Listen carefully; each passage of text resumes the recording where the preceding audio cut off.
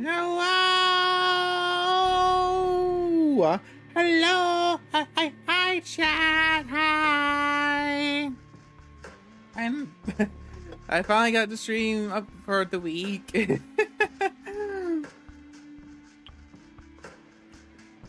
I'm so sorry, I'm so sorry. Things get busy.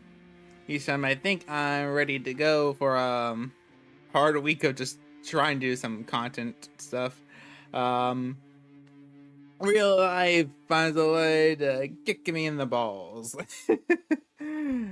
I make it sound more worse than it really was. It wasn't that worse, you know. It felt like it, but as even near her there, they finally got a chance to come back to here. We were supposed to do Silent Hill the other day, but we're gonna do Silent Hill tonight and tomorrow. And not sure about this week, next week. I want to try to do a stream on Monday, Tuesday, Wednesday, and leave everything but Saturday. That's what I think I want to do. That's what I think I want to do. I'm not sure yet. Not sure how all that's going to fit into place. We're gonna try. I'm gonna try. We're gonna see how it all goes. But yeah, let's just kind of start into the game because I'm not sure how long I can stream for. Because as soon as we're done with this, I need to write and record a couple things. So I want to try to do at least three plot points, three plot thingamajigs. I want to try to at least do 3 of those. Then at least 3 of those, maybe one more or one less, depending on how long it takes us. Night 8. It's so weird thing we only been a vampire for 8 nights. It's taking me like 2 months to get this far.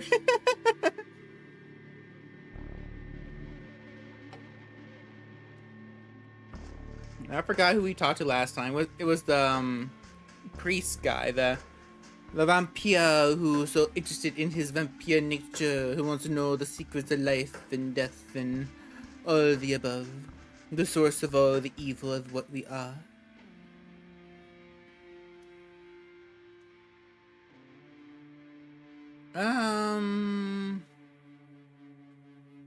Let's do the Nosferatu segment, then this segment, and let's go to this segment. I think that's how we'll do it. I think that's how I want to do it.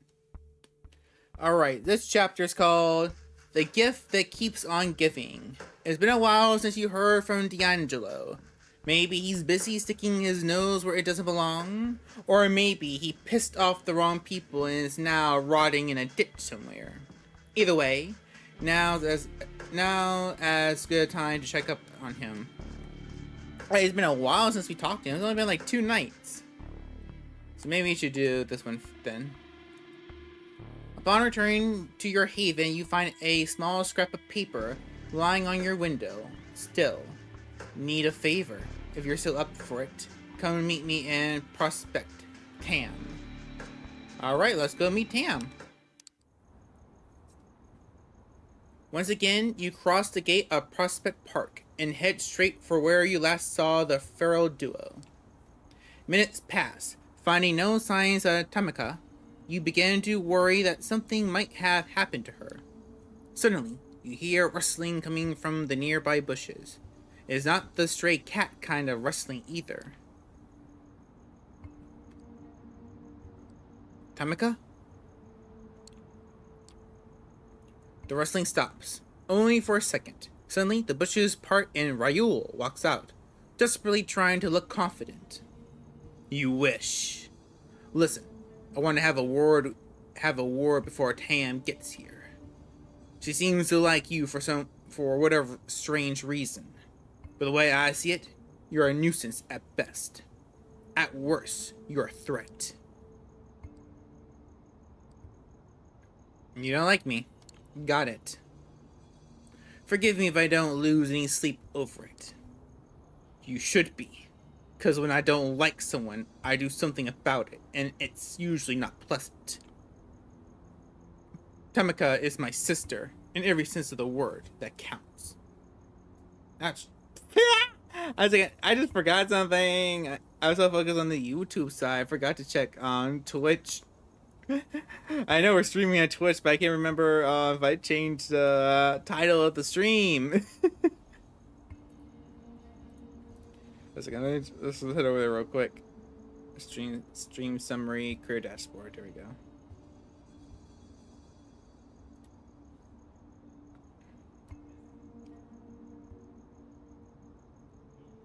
Okay, we have a mark. Oh, it should be mark number 4. That's fine. Just change that title real quick.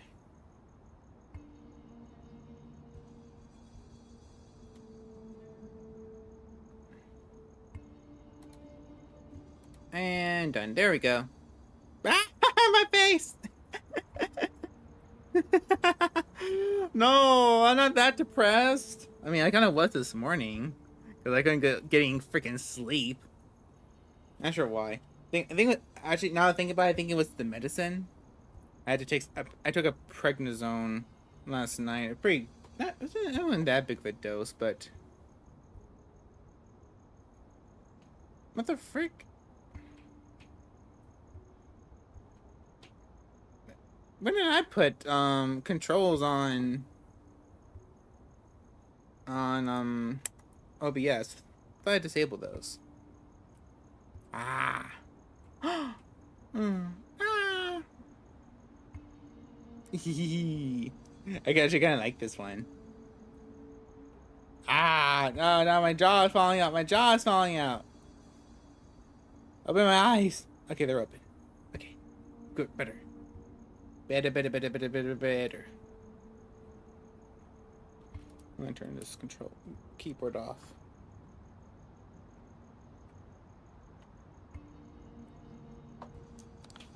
Anything happens to her that I find even remotely your fault, I'm coming after you. Is that clear? Crystal, now fuck off. I'm not your enemy. She doesn't need a babysitter. Good middle. Or Tamika's. Don't think you understand. I don't give a fuck what you think you are. What I'm saying is, if anything happens to Tamika, I'm holding you accountable.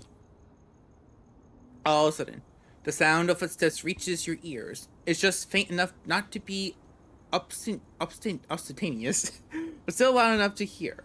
You can tell that whoever's approaching wants to make their presence known. Both you and Ryul turn just in time to see Tamika emerge from behind the old...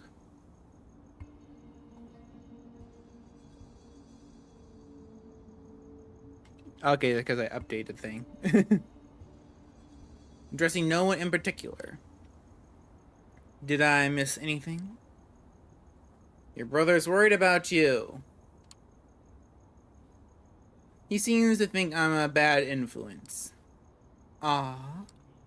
In an instant, her voice goes from mockingly sweet to stern and unyielding. Her next words sound like a challenge. Is that true, Ryul? You think I can take care of myself? God damn it. Tam, that's not what this is about, and you know it. I know, big brother. You meant well, you always mean well. Ah, screw it. Why do I even bother? And with that, Ryul takes his leave. Tamika waits in silence just long enough to make sure he can no longer hear her and address you. I have a favor to ask. Okay, what is it? I have an errand to run, and I was hoping you'll come with me. There's a place east of here. It's a short walk. You should be back in about 2, maybe 3 hours. Wait, we're walking? 3 hours? You call that short? I mean, maybe for a vampire, but I don't know about... But definitely not for a human. Sorry, I'm used to much longer distances than that. I forget not everyone is. You think you can handle it? Should I expect trouble? Sounds kind of shady. Should I expect trouble? You should always suspect trouble. But I'm not planning to start any. And so, you head towards the parking lot, accompanied by Tamaka and a lot of unanswered questions.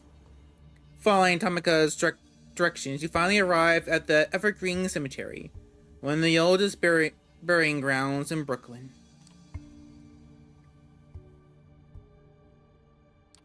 You enter through the southeastern gate and follow your companion through the sea of tombstones.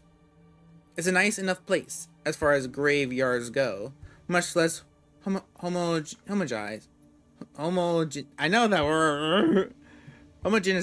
than the usual flat field littered with identical markings. Tamaka confidently presses on, swerving and weaving along a pre-programmed path. It's clear that she's been here more than a few times. Finally, she makes a sharp left and takes a few more steps down a gravel walkway, coming to a sudden stop in front of a modest headstone. And the inscription reads, Luca Santiago, beloved sister and daughter, born 1991, taken from us too soon. With her eyes fixed on the gray site, she lets out an absent-minded utterance. I need a moment alone. Not long. 5 minutes at the most. You look around in search of a good spot to wait for her and pass the time.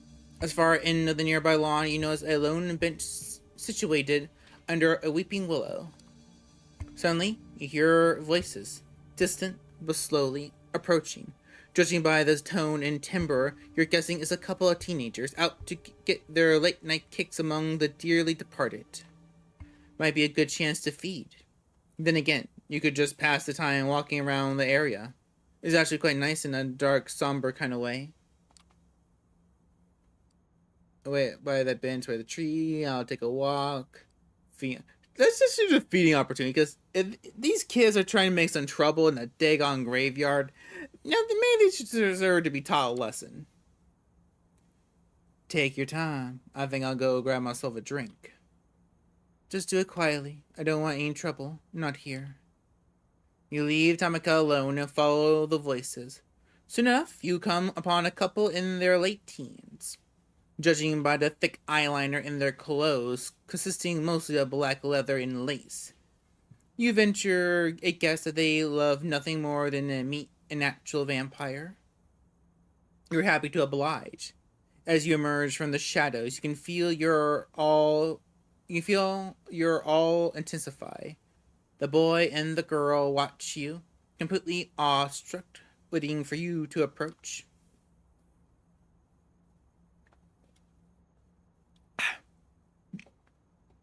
The slightest gesture is enough to shoo the boy away.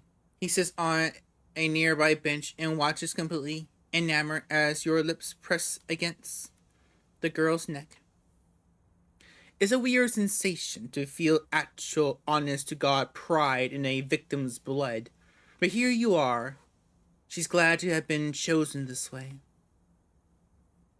You decide there's no good reason to discriminate, and also take a sip from the guy.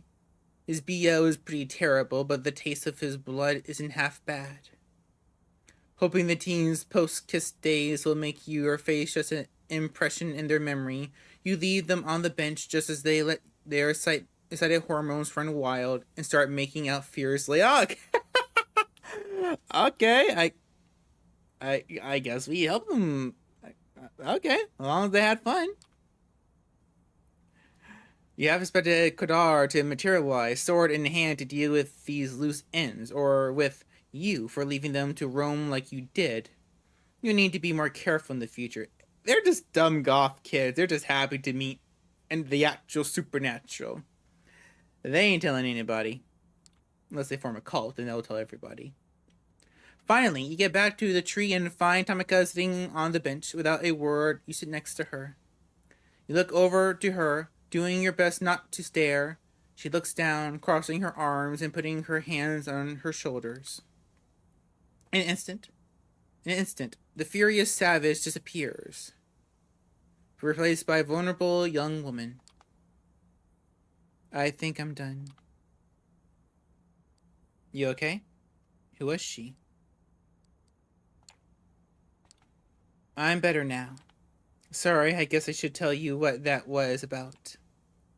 She looks away. You can tell she's struggling to open up to you, so you remain silent, trying not to make her uncomfortable.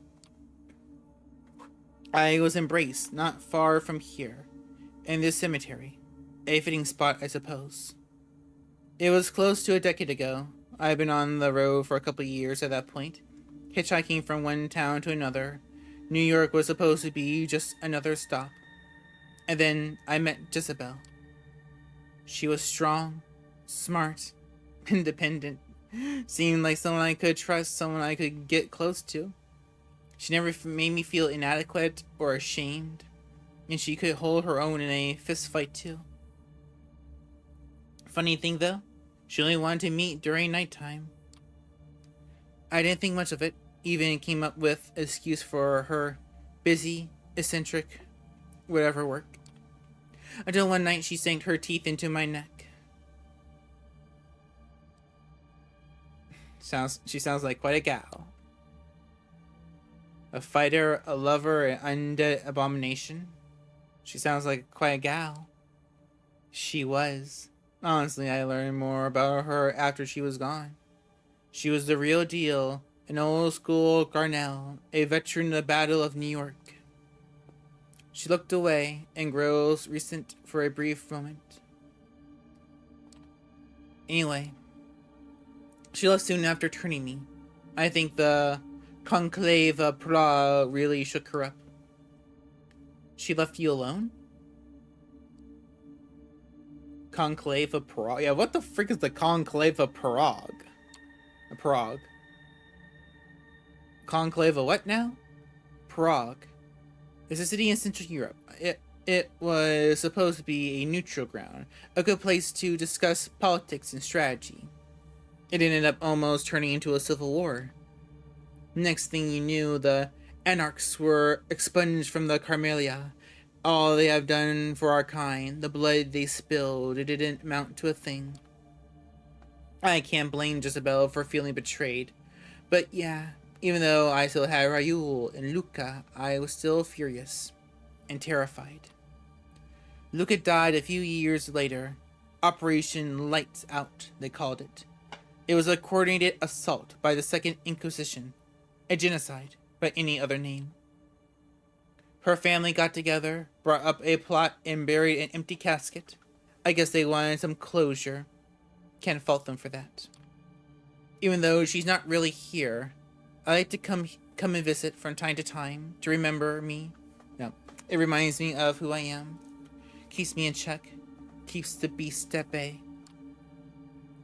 Also, this being the place of my embrace, you have to appreciate that level of irony. She straightens up and looks at you as if something just occurred to her. Sorry, I don't know what came over me. One minute I'm all grins and stares, the next I'm giving you my biography. I guess I'm just tired of being scared, alone. You don't have to be alone. I used to think so, but those were simpler times. At this point, I'm just looking for something to believe in. Someone I could give a damn about. You have Raoul? She smiles sadly. Will I? Don't get me wrong, Raoul is my brother. The bond between us is not easily broken.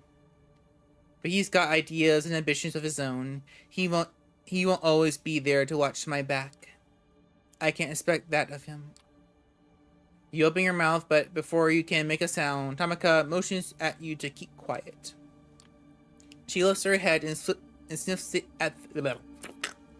She lifts her head and sniffs the air. Her ears perk up and her eyes widen. Suddenly, she pushes you with all her strength, sending you flying off the bench. Before you even hit the ground, an immense shape flies into view and smashes down into the bench, splintering into pieces.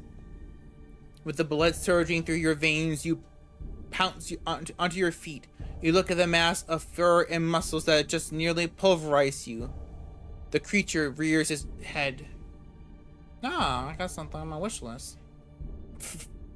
The creature rears its head and gives you a deranged stare. It then turns to Tamaka. She seems utterly terrified, frozen in place, as if she literally just saw a ghost. You know, as the creature shifts its weight and prepares to pounce, as if preparing to pounce. What is this? Is this a werewolf? Is this a werewolf?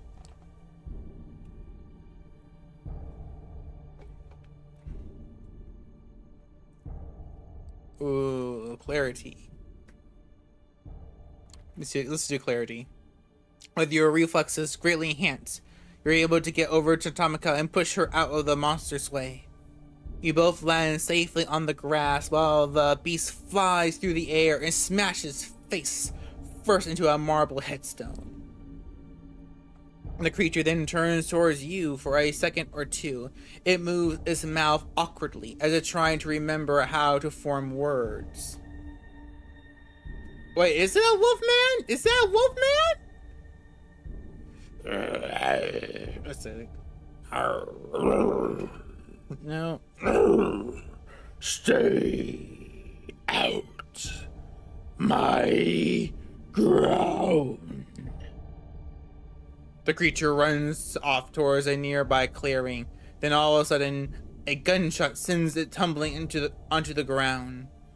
A group of well-armed men in body armor emerge from the shadows in an orderly formation and move in closer around the creature. Retreating high? Who the heck is that? Probably hunters, right? Not sure what to make of what's happening. You figure it's best to get out of sight. As you start backing away into the nearby bushes, you notice Tamaka following your lead. From the relative safety of the thick foliage, you watch in silence as the group of armed men subdue the creature, using steel nets and cattle prods. In the corner of your eye, you catch Tamaka looking away, as if she finds this whole spectacle somehow distasteful. She speaks under her breath, her voice shaking. Can we get out of here? You see no reason to object. The walk back turns out to be quiet and somber experience. You both walk in silence, the city a blur of lights and cars carrying by.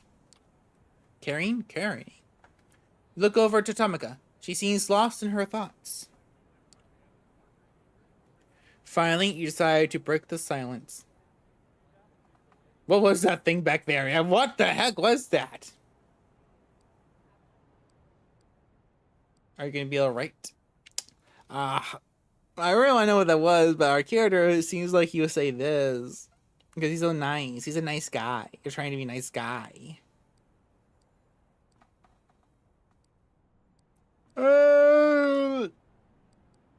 Don't want the lore, but...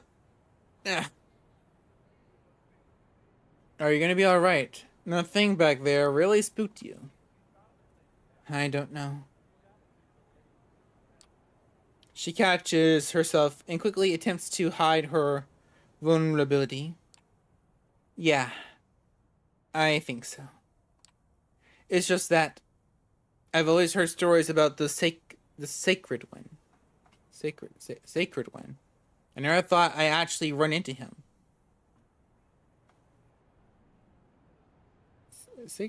Why I feel like I can't spell all of a sudden?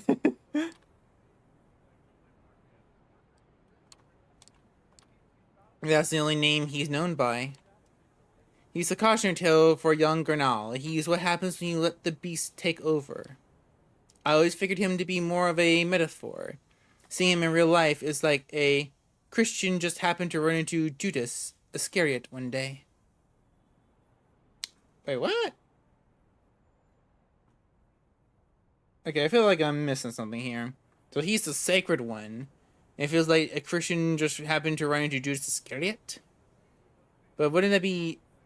Wouldn't most Christians consider that like a bad omen? I mean, I kind of would. But... It's a metaphor when the beast takes over. But isn't the beast Cain? Or at least the demon or that connected to Cain or something. And seeing him hunted down by the sea, I don't know what to think. I don't even know where to start running, to start thinking. Deciding to give her some space, you spend the rest of the walk in silence. Soon enough, the familiar tree line of Prospect Park comes into view. You stop by the entrance nearest to Tamika's haven. She keeps walking, without so much as a word or a glance in your direction. She stops after several paces and turns back towards you. I'm sorry. Thank you for coming with me, but I have a lot to shit on. I have a lot of shit to figure out. Once I do, I'll let you know. And with that, she disappears among the trees. Seeing no point in sticking around, you take your leave.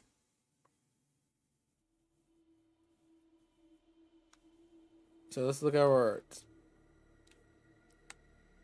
The Sacred One. Upon returning to your haven, you find a small scrap of paper. No.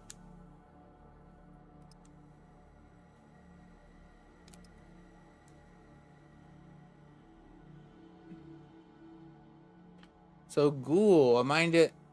Didn't we already this one before? A minion created by giving a bit of vampire blood to a mortal without draining them of blood first. Methulasha? Methulasha. Methuselah? A vampire who has existed for a millennia or more. An elder who no longer participates in kindred society. A Methuselah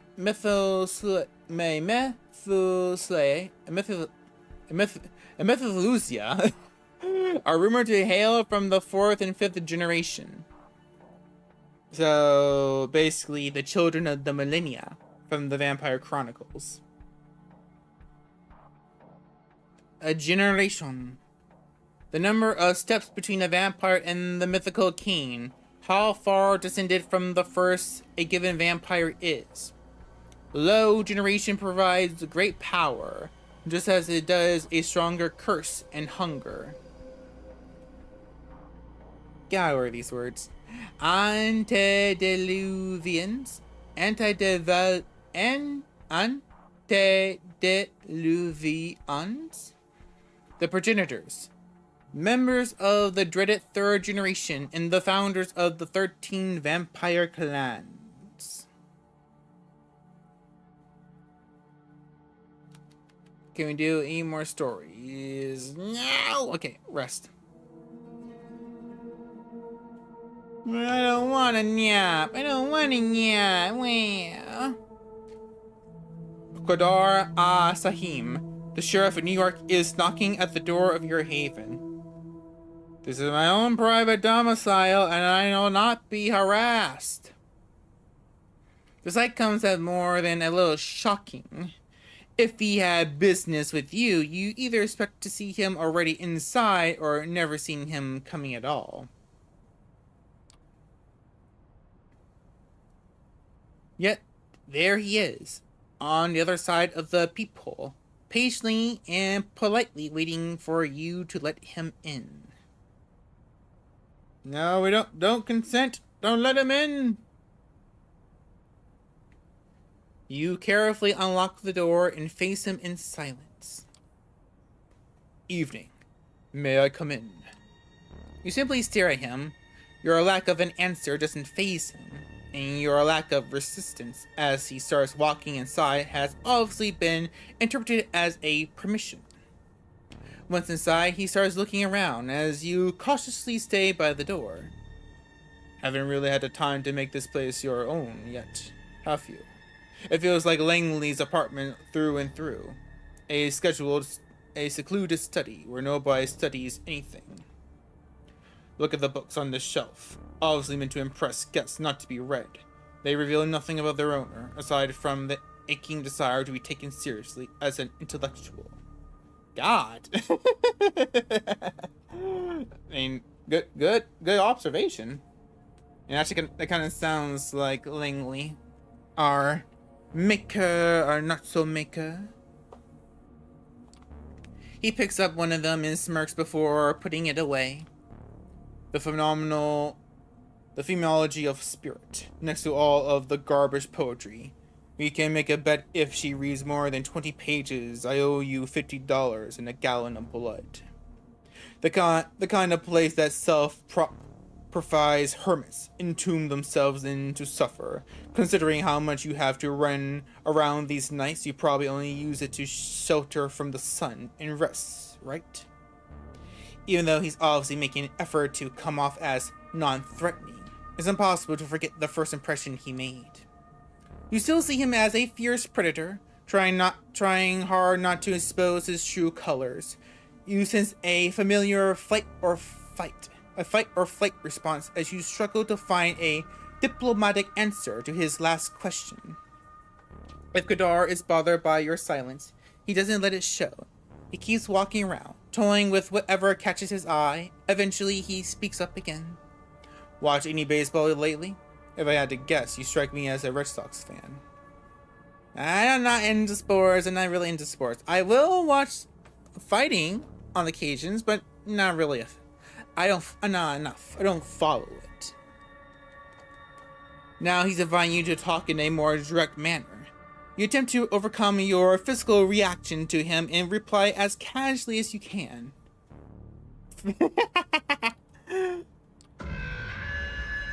Your mind keeps going... get off. I didn't mean to hit you. Your mind keeps going back to that night when everything was changed forever.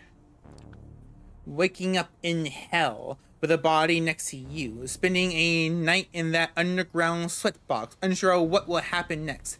The endless car ride, 3 strikes, a bloodthirsty crowd, the blade. A rebirth, a baptism by fire, a frightening executioner who made sure the flames scared your spirit. Or scarred your spirit. Yes, scarred! Yes, scarred. Why did I say sacred? The scarred one. As you look into his face, you realize he's read the emotions from yours. I am so tired. I am so tired. It's starting to catch up to me. I should drink that Red Bull now.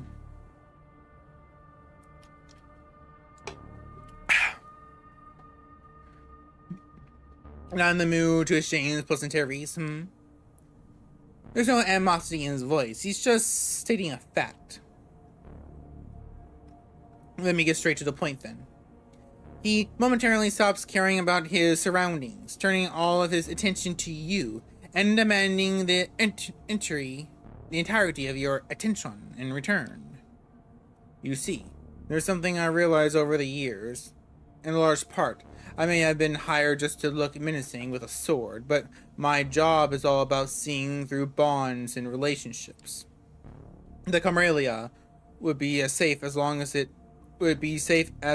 its members adhered to certain social contracts, making their dealings and affinities plain for everyone to see. But that obviously remains a pipe dream. This is a community of born conspirators, overly ambitious gangsters and politicians, monsters in denial, all sorts of tragically broken individuals.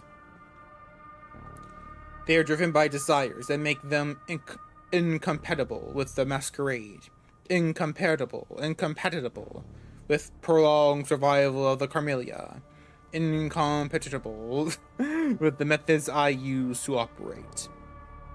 And so I am doomed to be like a cop, constantly insulted behind my back, maybe for a good reason, but immediately call for help whenever someone loses their tableware. Or like an Agatha Christie protagonist, outwardly assisted by everyone, but constantly lied to about everyone's past and motivations, even if my failure to solve the mystery might be the end of us all.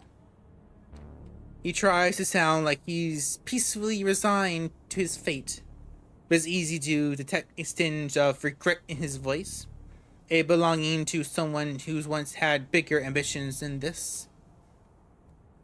What broke him? So you see, for this detective, the why done it is far more important than who done it or how done it, When you understand all the players and their mutual obligations, you easily understand every crime. But you don't know. But the why done it is sometimes. Yeah. Okay. Nice. But. I was about to make an Umineko joke, but it slipped my mind. But of course, the kindred knows it. So they devise ways to make my job much harder than the conspirators. Between two unrelated actors that depend on scratching each other's backs for mutual security. Or they enforce a blood bond to make someone unexpected their thrall. A bond, a boss serving their employee, a rebel serving a tyrant, just because one is regularly being forced to drink another's blood. What has Sophie seen in you? Why does the prince keep asking me about your actions? How come you're being pushed to build your own coterie so fast? Coterie? The Coteries. Isn't that the name of the game? The Coteries in New York? The heck is Coterie? Cool. Coterie.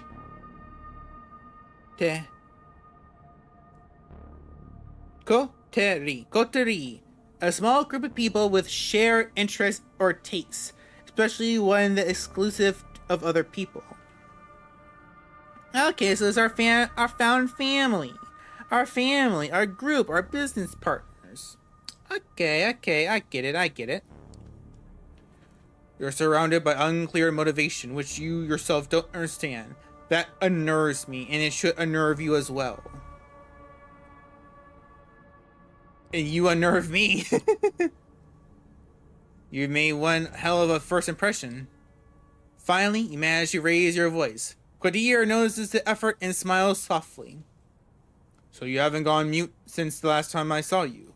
Good. Well, I'm here for a selfish reason. I need to develop a repertoire with you better to fulfill my obligations. The last time we met, I couldn't see you as my equal. Now that you have been accepted into the Carmelia, what choice do I have? I understand if you didn't want to see my face again, but I'm one of the faces of the New York City community. And as long as you're a part of it, it's going to be impossible to avoid me. Especially when I have business with you, and I do. As you might have guessed by now, one of my tasks is uncovering and understanding your bonds, and one of them might endanger our community. Well, that's not menacing at all. Who is he talking about? Is it Tamika? I'm guessing it's Tamika. Or Hope. Sophie? Someone from my coterie? Coterie? You mean someone I'm trying to recruit into my coterie? Coterie shakes his head. I'm monitoring them and they know it. If they are breaking the rules, they're doing it the right way, meaning I haven't learned about it yet. Unless you might want to share something. A moment of awkward silence. Joking, mostly. He produces a file from underneath his coat and passes it to you. This is our troublemaker. You open the file to see some printed photos. You freeze up as you recognize the face. You recognize the face and are overwhelmed by the flood of repressed memories. Emma? Wait. Isn't that our sister? Emma. The only person who's kept you hanging on through all these years. The only person you have in your corner in your never-ending fight against the world. You've kept your shit together so far. Try not to think about her until you got everything sorted out. But seeing her face brings a lump to your throat. You look up at Cordier, expecting an answer. I'll be frank.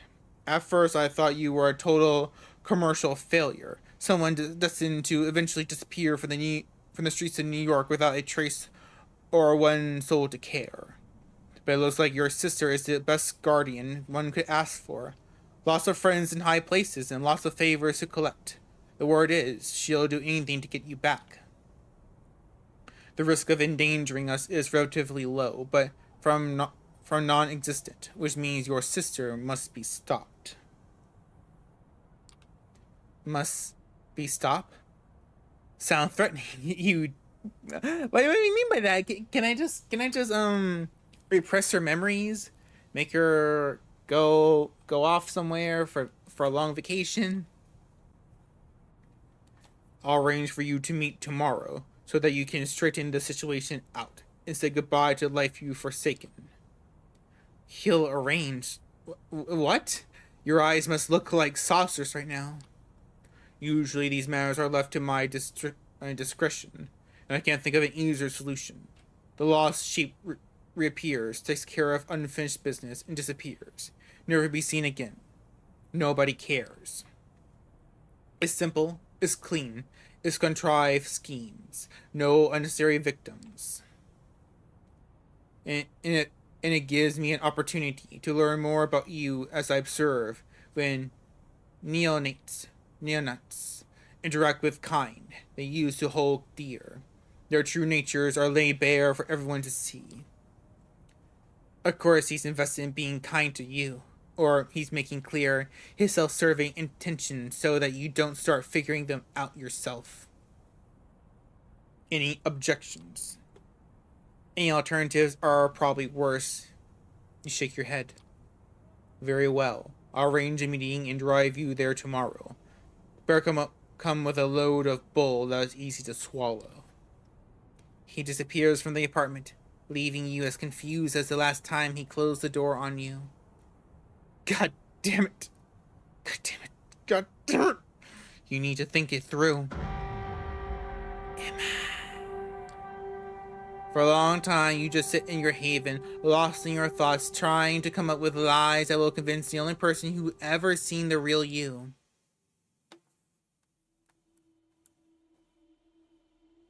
Let's go with this one. Oh, let's look at our new terms. Blood bond. A mystical enforced relationship between a vampire and another, mortal or kindred. Drinking the blood of a vampire directly from the vein 3 times creates an intense loyalty in the drinker, resembling an infatuation or obsession. The bond loses its grip with time, but is reinforced by repeated drinks from the donor vampire. A neonate. A young kindred, recently embraced but more than a fledgling. Okay, so I guess fledglings are newborns, and neonates happen when you're a couple nights old.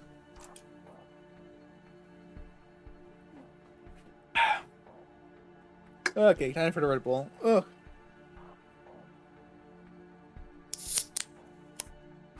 That sound good. That sound good.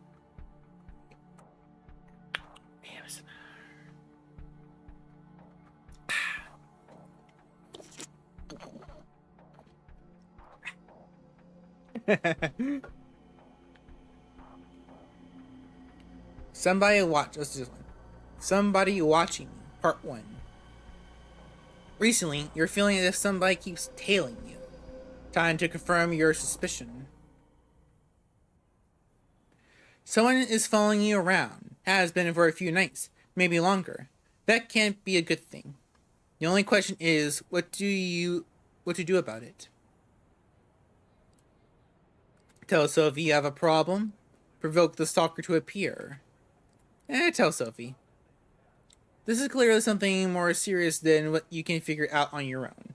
You have to ask Sophie for help.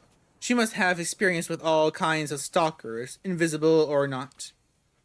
You make your way to Sophie's apartment, feeling watched the whole way. It would be better if you could shake the tail, but something tells you that's impossible. A ghoul lets you into Sophie's apartment. You're not sure how many servants she has, but the servility creeps you out. Does vampire blood do that to people, or is it just Sophie's personality? The ghoul tells you that Sophie is not in and bids you to wait in the living room. You do as directed, settling down on a sofa. As you sit contemplating Sophie's decor, you feel strange. as if the feeling of being followed on the street never really left you. You don't have time to think more on this, because Sophie strides in, clearly in a good mood. If it isn't my favorite stray, am I imagining it, or have you started to dress a little better? You stand up, too worried to waste time on small talk.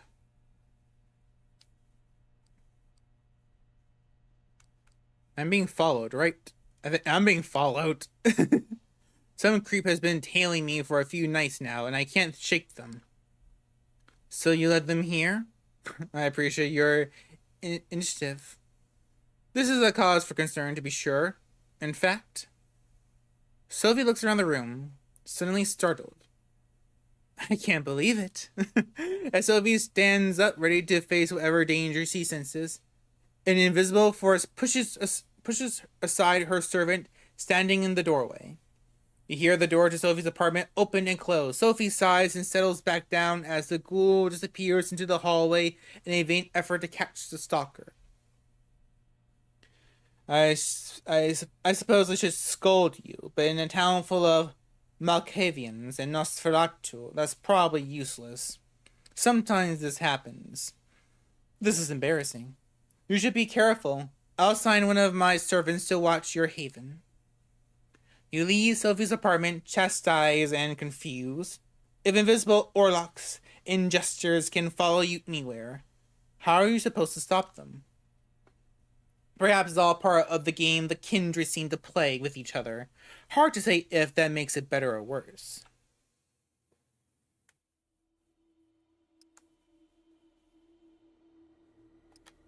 No new words? Yeah, how's that whole night? We didn't do anything. Alright, I guess we'll just go to sleep.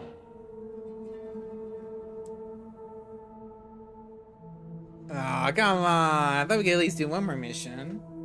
Knock, knock, knock. Yes, who's there? But you don't know it. But you don't know if the sheriff of New York City would play along. When you open the door, you see him toying with the car keys he's holding in his hand. Ready to go, fledgling? You don't feel like it, but you give him a nod, nevertheless. Excellent. Stay close. He leads you down to the vehicle he parked nearby. Once again, he takes the wheel, literally and figuratively. Everything inside is just the way you remember it, down to the rear view mirror reflecting the intense stare of your guide. However, the trip itself feels noticeably different. The last time Kadar drove you around, he was forcefully dragging you away from your old life. And this time, he's pulling you back into it.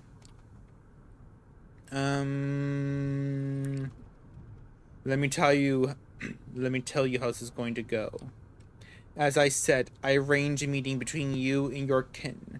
It's going to take place somewhere you should know very well. I'll watch over you two from a safe distance to make sure you adhere to the rules. You should know those very well. But I'll reiterate, just so you can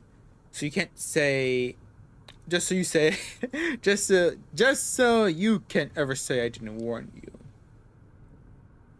Don't do anything that will violate the Masquerade. Don't establish some secret routes or contact. I will know. Do treat it as the last time you two will meet. Take this chance to wrap everything up. Here's your story. You're fine. You found yourself at a crossroads. Decided to radically change your life and move out of the city.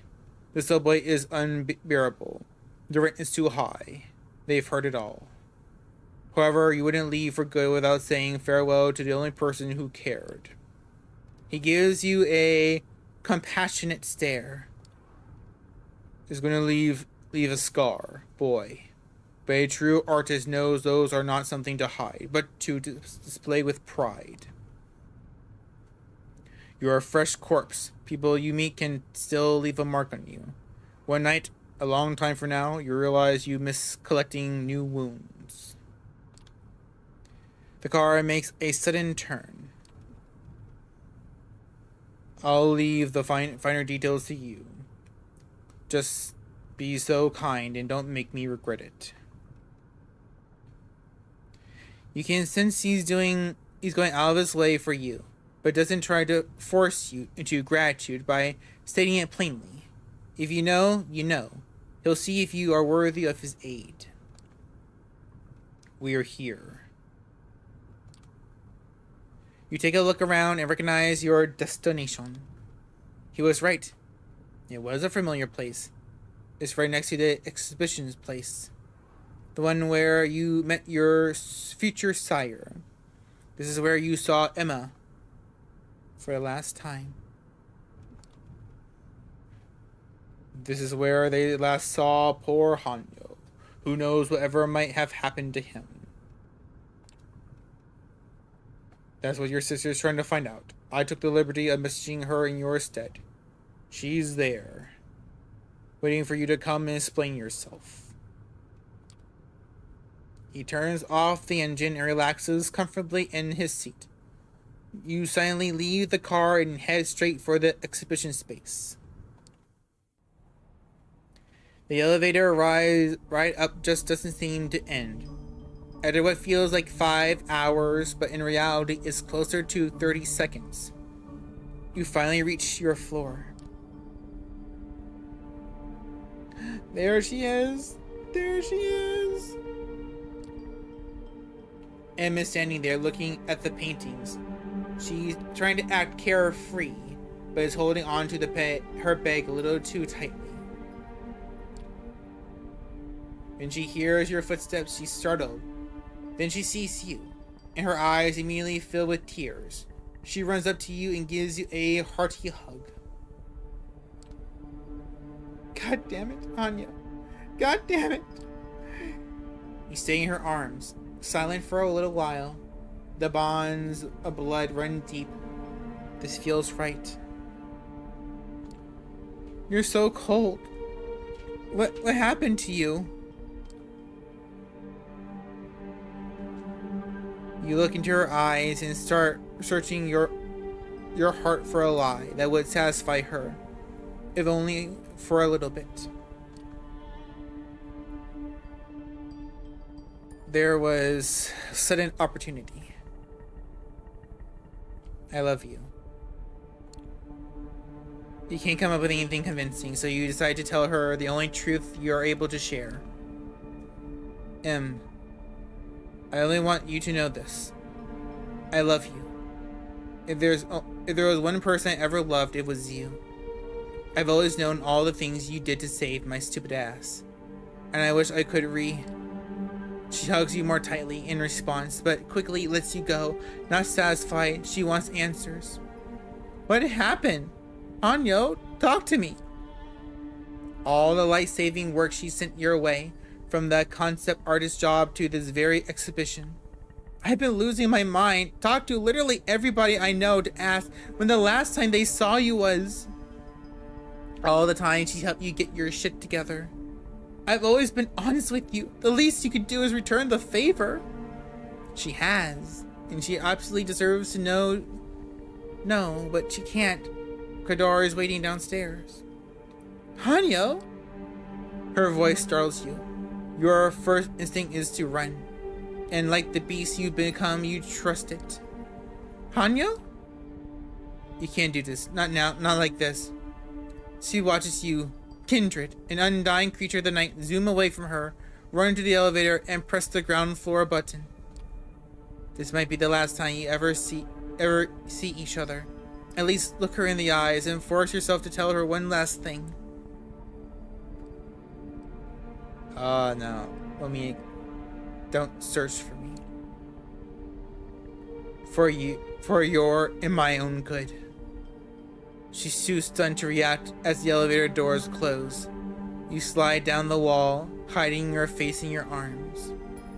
You find your own priorities disgusting, but what gets you down the most is not the fact that you failed to give closure to the only person you cared about.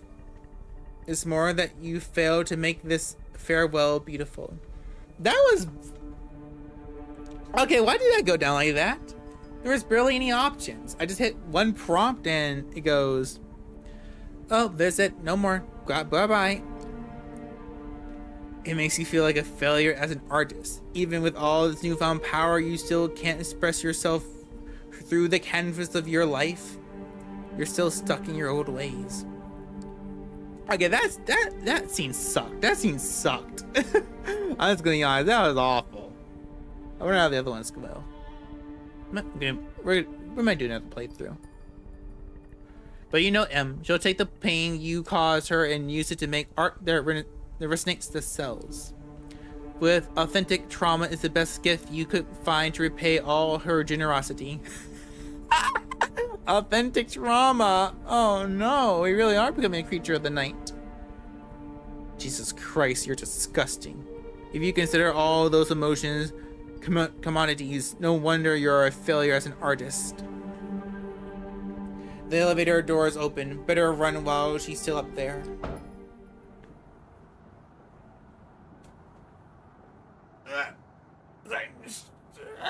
Stretch.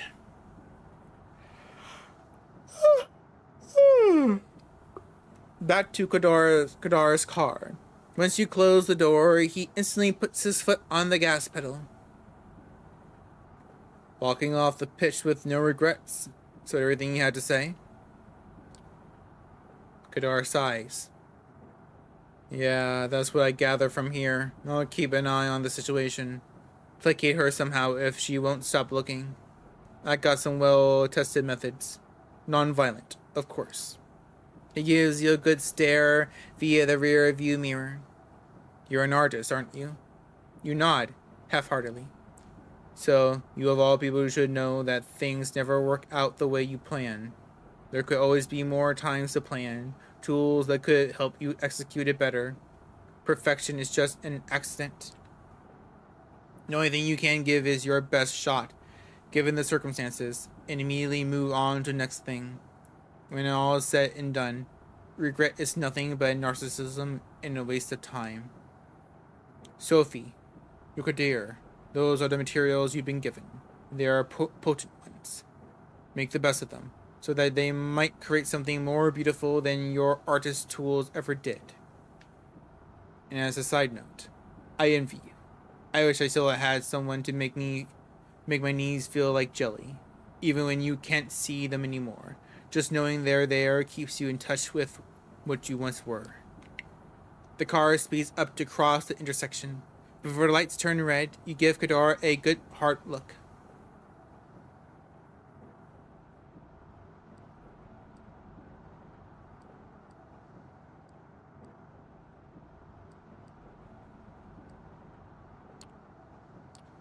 It doesn't feel like a, how do you call it, very vampire thing to say, but you say it nevertheless. He's visibly taken aback, and his usually furrowed brow smooths out for a moment. Then he takes on a serious, slightly sorrowful expression. Don't suck up to me, kid. Mr. Big Guy is still here, and without a doubt, he will go back to decapitating suckers like you anytime. The car starts slowing down. We're here. We look out the window and see your haven. Take care. I'll see you around. Just pray I don't have to see you too often. You leave the car and start walking to your haven, thinking about Kadar. Can't say you're fond of him with the welcome he gave you and all, but after tonight, you can't say you aren't either. You're gonna need some more time to understand him. That's for sure. Okay. That was a very, sorrowful chapter, I had to say.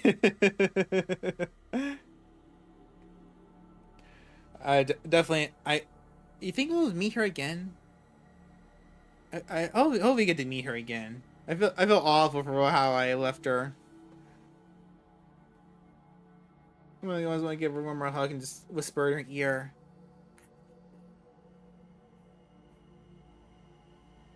But knowing Kadar, that just might get her killed. That might just get her killed. Ah, poor sister. Poor Emma. Poor Emma. Alright, what's the next one we have? Somebody's watching part 2.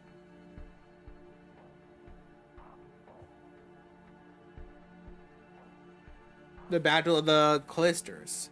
A tapping on the window. A small grayish bird flying off a small piece of paper left on the window still. Prospect ASAP. Let's do this one. Walking down the street, you near your haven. You suddenly spot a young, devilish woman leaning against the wall. She looks straight in the eye. She looks you straight in the eye and disappears into the alley. She is your stalker. You're certain of it. You take a few running steps to catch up with her, determined to find out what this is all about. Ducking into the alley, you come upon a grisly scene. A old man, a prisoner, a prisoner, really, lies broken on the ground. A telltale puncture mark on his neck. 3 vampires stand above the corpse, licking their lips.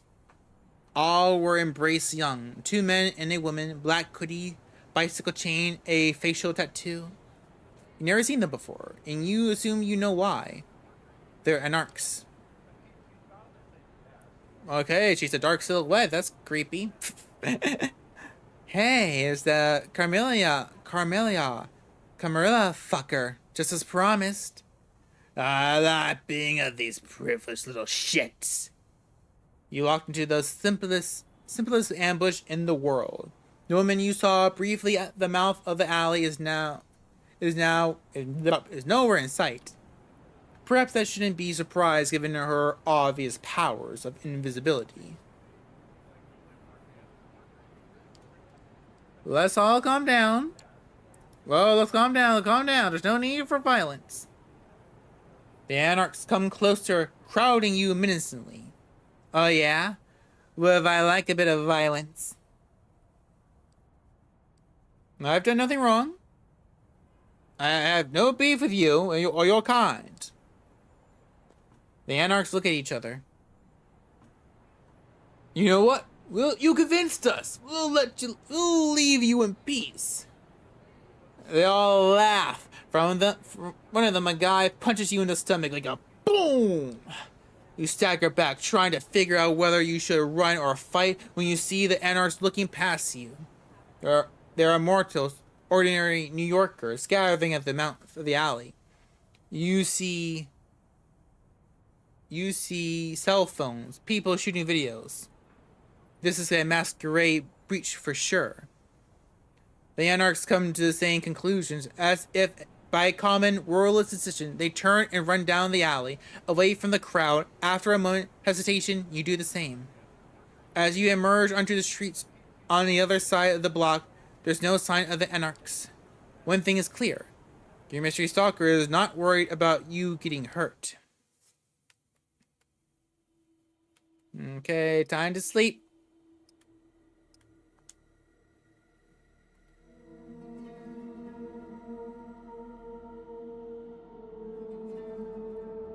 Faith in Mystery Part 3.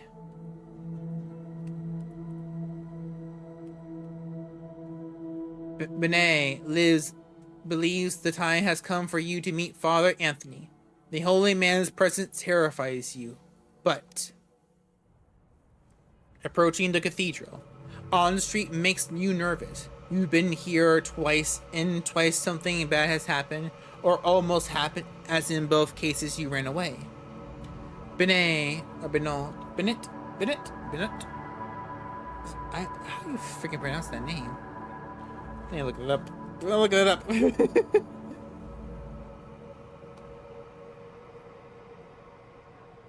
How to pronounce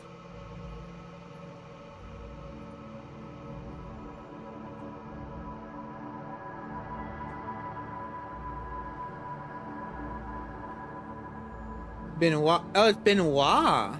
This is French, if he's French. Benet is pronounced Benoit in French with a silent T. That sounds similar to wa for oi, while English is often simplified to Benoit or Benoit. Benoit. I'll say Benoit. Okay. Benoit suggested it's time to stop running and experience faith head-on. Perhaps he's right. Maybe it's cowardly to take refuge in rationalization when you know what you felt. The holiness of the priest and your own damnation. Walking towards the door of the cathedral, you glance at the bench where you saw where you sat when you first met Benoit. He's waiting for you, sitting and contemplating the cathedral's Gothic architecture. Are you sure we can meet here? I just can't let these questions go. I need to know more. I'm thieving for the lore. The more I think about these questions of faith, the harder it is to let go. I know how that feels. Benoit looks different than before. Intense. Certain.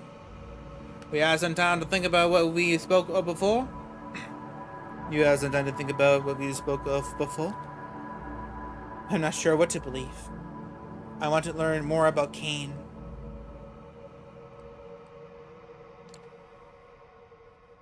All these stories seem so fantastical. You don't have to believe. You just have to open your heart to the faith Father Anthony represents. Let's go see Father Anthony. That's not French. Is that French? No. Let's go see Father Anthony. It's best not to talk in the cathedral. So I arranged for us to see him at his home. I have a car nearby. This better be on the level.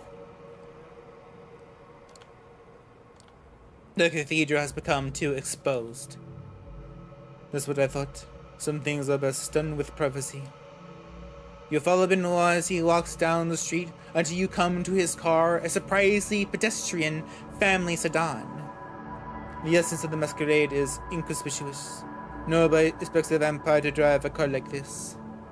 Benoit drives north towards Queens. During these moments, you feel most anonymous. Just another speck of dust in a vast machine where every action influences the whole in a tiny ways. The only thing you've learned about the kindred is that they are not lacking in self-regard. The prince of a Carmelia city is said to rule the domain, yet how much do they really affect mortal affairs? If you ask a vampire, they'll say a lot. Perhaps that's what made Benoit turn inward. The fertility of finding meaning in a secret predatory existence. Benoit stops in front of a red brick row house, a little rundown but probably not cheap. Benoit notes your interest. Father Anthony. Father Anthony comes from an old New York family. He inherited the house when I first met him. I was suspicious, so I checked up on him. Despite the way he keeps putting you in dangerous situations, kindred paranoia seems to come naturally to Benoit. Perhaps that's something you can learn from him. Does he know we're coming? Isn't this a masquerade breach? Oh yeah, does he know we're vampires? He knows we're vampires, right? Yes, he knows. He doesn't know everything I've told you about Cain in the first city and so on, but he knows we're no longer human. You follow Benoit to the stairs, looking around for any signs of an ambush. As you get to the door, the first sign of trepidation hits you. The discomfort, the pain that follows once you're inside. It feels like a physical thing, a burning sensation under your skin, in your blood. You look to see how Benoit is taking. He's smiling. Eyes closed for a second before knocking on the door. Almost as if enjoying the sensation. The door opens and you see Father Anthony's kindly face. Your body feels as if in a vice. You haven't really been bothered by hot or cold since you were embraced, but now it feels like the surface of your skin is overwhelmed with sensation. The fear and terror are paralyzing. Yes. You barely hear Benoit whisper. Come in, you two. I might not know much, but I know enough not to do this on the porch. You force yourself to follow Father Anthony into the apartment. Despite the splitting headache and rising panic, it's hard to take in your surroundings. Everything seems to vibrate. seeking to engulf you. Framed portraits of a mantelpiece, a cross on the wall, a living room with lots of books, many of them old. I'm not sure if I can offer you anything. You don't drink tea, I suppose. No, we don't. Why do I feel pain? If this is holiness, why does it feel like pain? Oh, my child. Oh, my child, I understand that. Thanks to your condition, you're under unusual stress. Please, Father, you know this is difficult for us. You'll forgive me if I don't waste time. Father Anthony looks pained, whether because of the rudeness of our sympathy for your Father Anthony looks pained, whether because of the rudeness or out of sympathy for your condition. You can't tell. He motions for you to sit down, but you and Benoit are both too agitated to do so. You feel trapped, like a moth being smeared against a burning light bulb. It's hard to look at Father Anthony, but you can't look at anything else either. Benoit is starting to look increasingly unhinged. His eyes look as if he's seeing into some divine beyond just outside the grasp of your sense. Now is the time, my friend. You have to decide if you're ready for salvation. Prove your faith by embracing the Father and let His radiance envelop you. Please, Benoit, it hurts. You are damned is supposed to hurt. Just kneel and be blessed. As the burning pain racks your body, Benoit pushes you down to your knees. You don't resist, too consumed by the holy suffering inflicted on you. Startled, Father Anthony takes a step back. Benoit, what are you doing? Father, it's time to be redeemed, for both of us. Benoit falls to his knees next to you, lifting his face in full embrace of the holy agony. This is not right, Benoit. Everyone has a chance for salvation. I understand there's something in God's presence that burns you, but you can work through it. Work through it. Through it. Please, Benoit, there are many paths to salvation, and we'll find those. I won't hurt you and your friend. Benoit, we trusted you. We trusted you. You sent us to a forced I was going to say forced conversion. But you tricked us. You tricked us. I mean, the father seems like a good guy. He doesn't want to force his beliefs on other people, so that's great. But come on, Benoit. I thought you were our friend, our immortal companion. Benoit moans in pain, stricken with grief and disbelief at Father Anthony's refusal. Please, Father. Please, Father. They don't even believe. Not truly. What was that? Please, Father. They don't even believe, not truly. Father Anthony looks at you and seems to waver.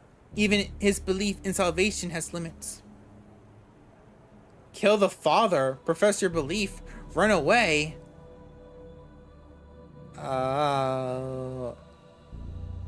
Clarity.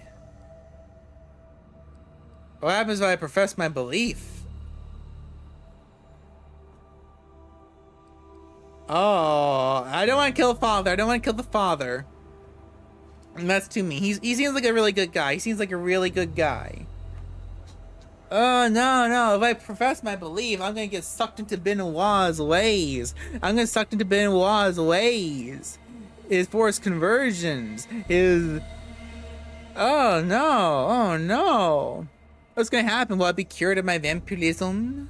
Will I gain new divine power? So an angel sit on my shoulder and tempt me not from the blood, but to something else? Something more rational, something more good?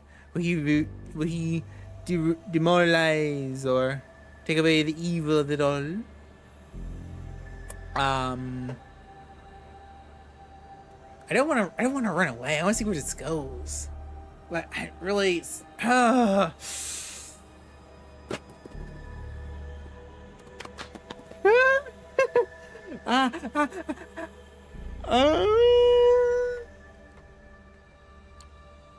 I believe, Father. I just need to find the way.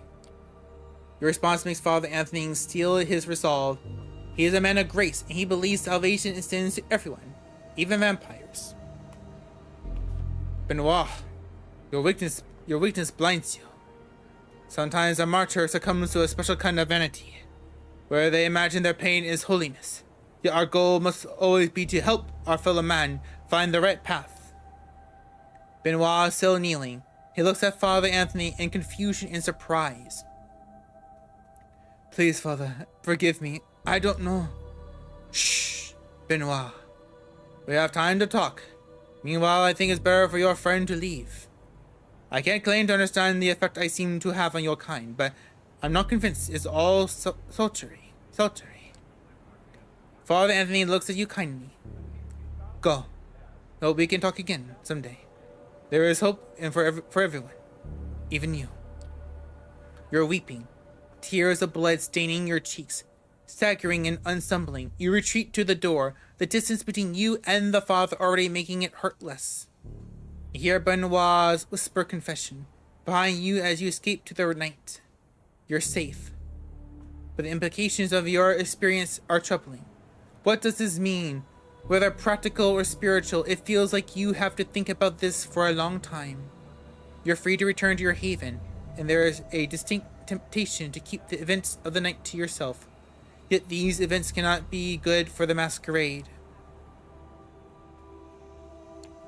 I ain't gonna tell myself, freak that. She'll kill them both. Sometimes the right choice is to do nothing at all. You walk back to your haven, alone as usual, among the people who crowd the New York sidewalks even at night. Holiness hurts. That's an inescapable conclusion from what happened. Hard to say what words like salvation and damn mean in modern nights, but the way you felt in Father Anthony's presence is an unavoidable fact. Father Anthony and his faith is the key. You could walk in a church and fondle a cross to your heart's content. None that means anything. It's only in the presence of living faith that holiness becomes manifest. Perhaps one day, you'll have the courage to go back to Father Anthony. Oh, we can do one more.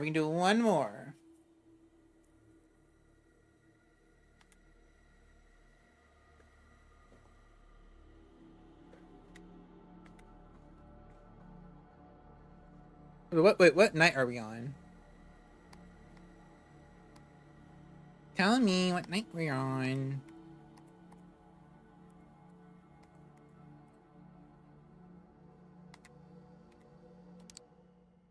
Let's do her.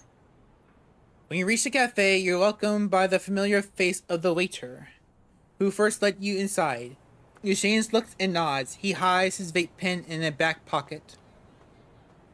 She's been expecting you. Something happened to her car, and she's hasn't exactly left her room ever since. He scratches his head, shrugs, and gestures at you to follow him. It's the same route as before. First, beyond the locked door at the end of the room with all the computers, then in an endless gray labyrinth. Finally, at a door that would look like any other to a random bystander. Of course, by now you know that Hope's haven lies beyond it. The waiter bids you adieu, and with an exaggerated bow and starts walking back to the cafe. You enter the familiar room. This time, the lights are on inside. Hope is inside, walking around nervously, overseeing every screen in sight. When she spots you, she wastes no time on introductions. I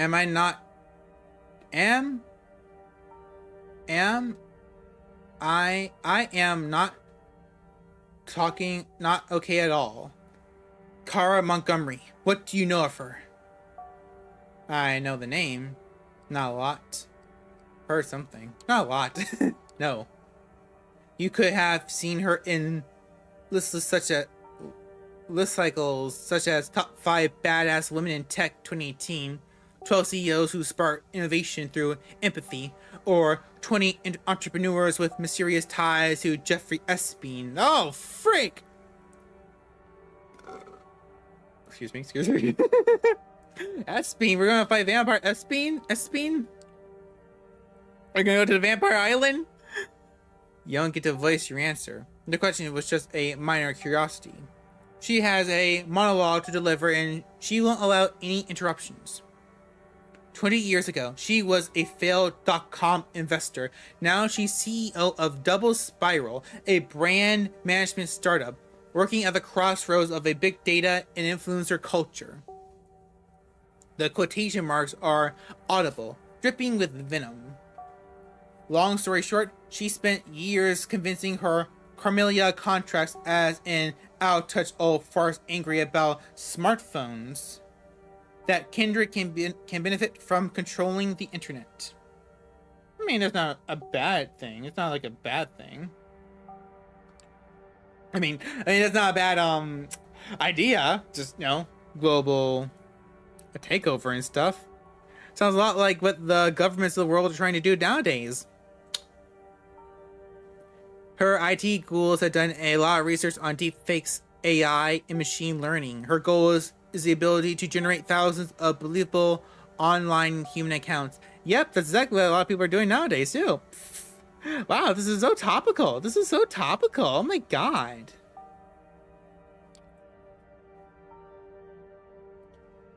Basically, an army of posters that could brute force anything into the mainstream discourse. The elders took a while to get the concept, but eventually Kara got their blessing. Oh god, what's happening? What's happening? The thing is, she claims her tech is ready to be tested, but it needs one final component to work properly. And that's why. Why? What? Why? What? Why? What? She pauses. She proposed a truce. What truce? What kind of truce? Malik David Chaprin.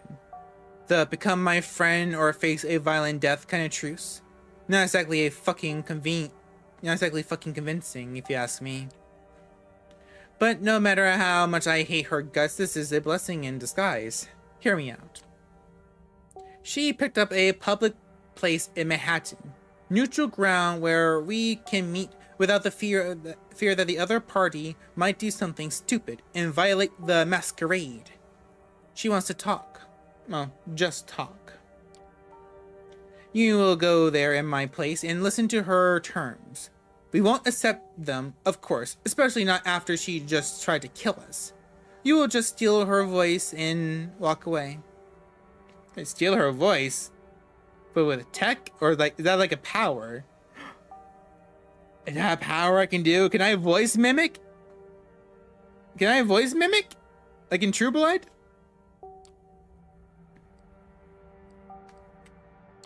Yeah. Steal her voice. What next? Will you trade her mermaid tail for legs? Well, she's a vampire. I assume she already has legs. Maybe we can give her a mermaid tail, and she can give us like, I don't know. What do we want? $1 billion? $2 billion. $2 billion. Context collapse. A Disney joke? Sweet, what next? Will you hit me with a topical Harry Potter reference? I don't know, they go with Harry Potter to figure that one out.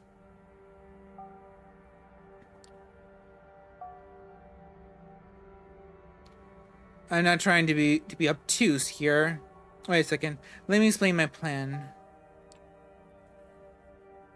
Revenge plotter. You see, there is only one way to even the odds. You have to hit Kara where it hurts. And she only got 1 weak's point. Double Spiral headquarters. Kara is the only person there with access to every room. The security is something she came up with herself. Voice-based, but using a different password phrase every time. Okay. Smart.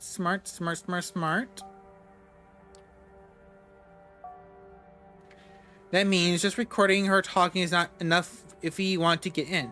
That's why I started selling illicit marked materials to people with access to advanced deepfake audio technology. Oh, that's not good. That is not good. I don't want to hear that. I don't want to. I'm gonna pretend like I didn't hear that. I've got it right in this room, and now all I need is a sample base that will allow me to manufacture a bot that talks like her to monitor data. I need to stay behind.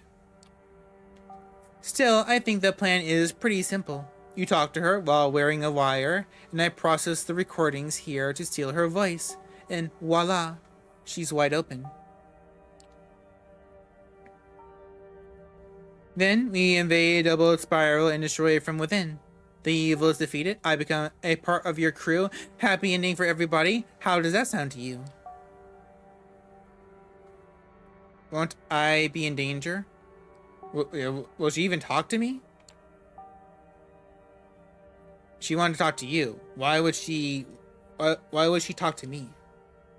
Yes, she's too stuck up to talk to a total rando, but given an opportunity to get Sophie Langley right hand on her side, she won't let it pass her by. And even if you weren't a minor celebrity in the city, I'm sure our connection would have been enough to hear you out. Hope shakes her head and claps her hands. When she speaks up, she sounds different, more spaced out, stuttering. Antisocial engineering. All right, let me fix you up with the hardware. Okay, this at thing is getting really weird. I mean, I thought she was just doing that to be quirky and screw with us, but is she actually having like different personalities? Is she changing voices? It's getting kind of scary. And not like a scary or like a concerning way. I think she needs to see a doctor. What is a vampire psychologist though? A psychiatrist? Psychologist or psychiatrist? Now psychiatrists are the ones who can prescribe medicine. Psychologists are the ones who just talk about your problems. Both are good though. Both are good.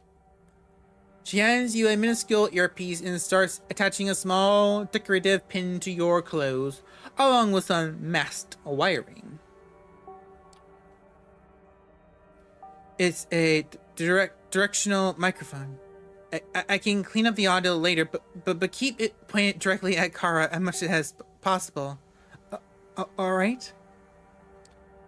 You put on the earpiece she gave you. It fits snugly deep inside your right ear. 1 2 1 2 1 2 1 2 1 2 1 2 1 2 1 2 1 2 1 2. The hardware works flawlessly, and the audio quality seems great. You give Hope an affirmative sigh with your head. Sign with your head. Beautiful. Kara designated the meeting place at the vessel. You've heard about the place, right? Right? It's right by the eastern end of the linking tunnel. A giant pile of staircases, basically impossible to miss. Manhattan's answer to the Eiffel Tower, or a gaudy monument to being only ever so slightly free, depending on who you ask. I tried a few there, but my car is still in the shop, and I don't want to risk being spotted by Car's people, and I need to process the voice data from here. No, I gotcha. Which means I have a perfectly acceptable number of excuses for not letting myself get away, getting anywhere near close to that demonic old hag. Hey, that's mean. How can you tell? You're all immortal. You involuntarily roll your eyes a little bit. Hope is in front of her screens, pretending not to have noticed. So, should we get this show on the road, or what? Right whenever you are. No sense in lingering. You get back to the street and find your car. Wrapping up this show as quickly as possible sounds like a good idea. Around 30 minutes later, you are in front of the vessel. Hope's description, a giant pile of staircases, wasn't particularly helpful. From the distance, building looks more like a giant honeycomb designed to swarm with tourist bees. Tourist bees? At least during the day, that is. At the moment, the place is closed to general public. A few men who look vaguely threatening and out of place are making sure nobody unwanted gets in. However, you have no problem getting up the stairs. All it takes is a exchange of knowing glances with one of the guards you are expected.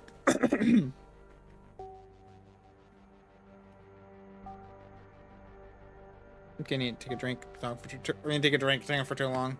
My voice is starting to strain. It's getting dry.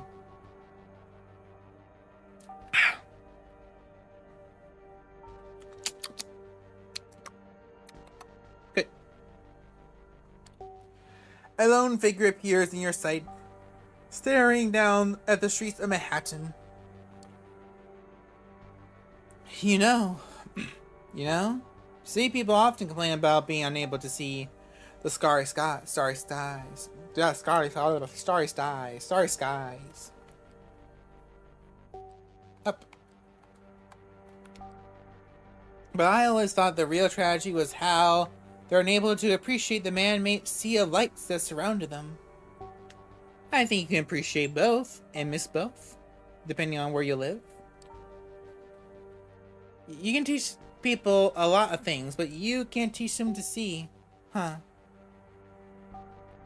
I don't like the sound of that. You recognize the face from Hope's phone. Finally, you meet Kara Montgomery in the flesh. She turns to you, puts on a wide smile, and shakes your hand with a firm grip.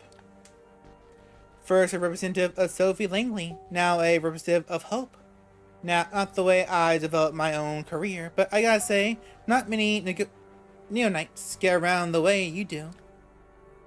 Wait, have we met her before? Have we met her before? I don't remember. The game is seeming to tell us we have, but I don't remember. Hardy fucking hard. What is that? Contents under pressure. Under pressure. Hope speaks up in your ear for the first time, seething with contempt, although Kara couldn't possibly have heard.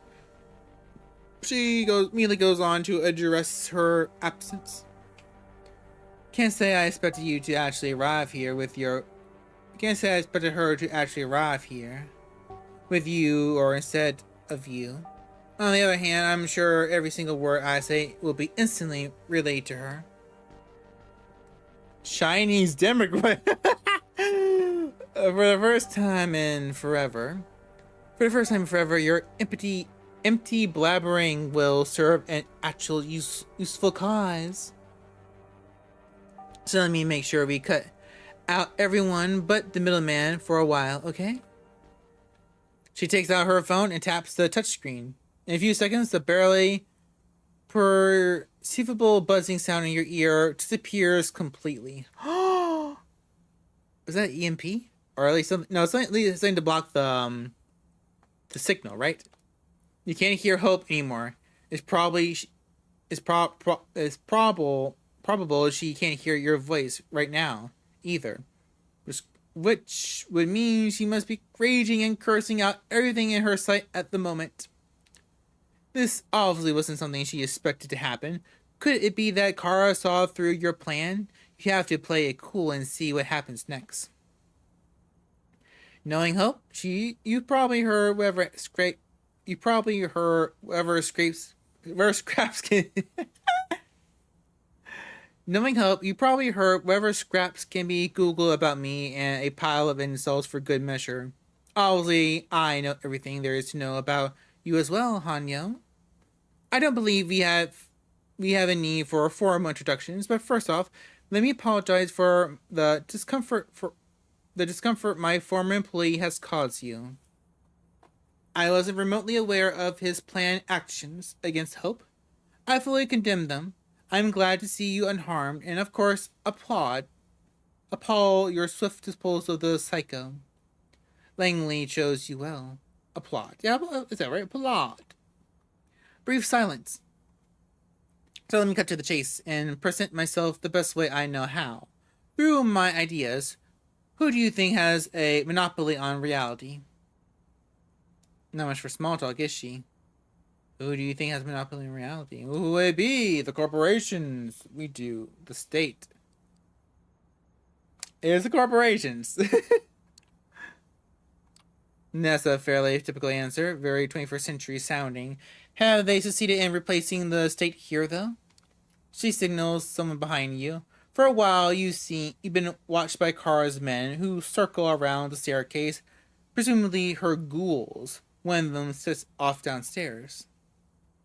You know, Bolivia just had a military coup. Hundreds of new accounts posting about nothing but Bolivian politics in English set out to convince every random person online that the US wasn't to blame. Sloppy work, if you ask me. Now imagine this. A 17-year-old K-pop fan from Ohio writing an entire thread about how her relatives in La Paz are actually glad the president is gone.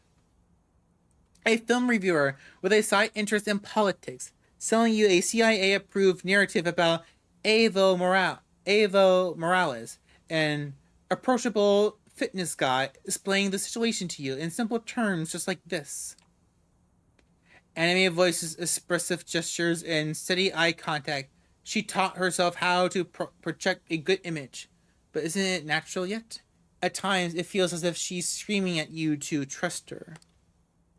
Not hard to emulate the masses. Reach out to one of those Eastern European troll farms, and bang, a few hours later, you have a clone army that will instantly voice their support for your cause, for any cause. Will you spread your message?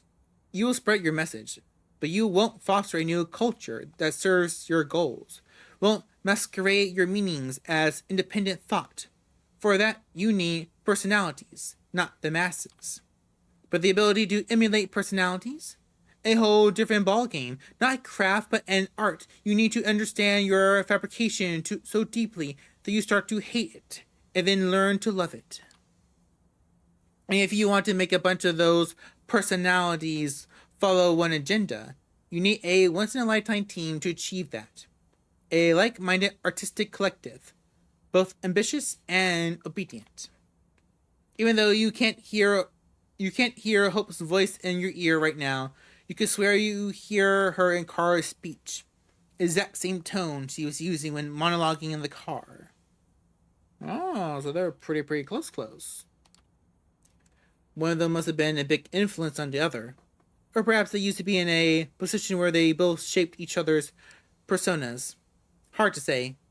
Only one thing is for sure.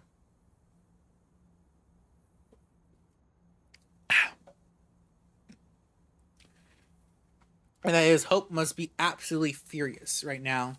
Is it possible that Kara knew about her plot? Fingers crossed she doesn't. The state is satisfied when an account that went unused for 5 years suddenly starts yelling imperialist propaganda into the void. The aging corporations are too set in their ways. But imagine a fresh startup that enables the proliferation of ideas adjacent to the princess plan for the future. Now imagine getting it into bed with the biggest corporations and agencies. So many unlies that could be improved or even saved from the rays of first light. I have the infrastructure.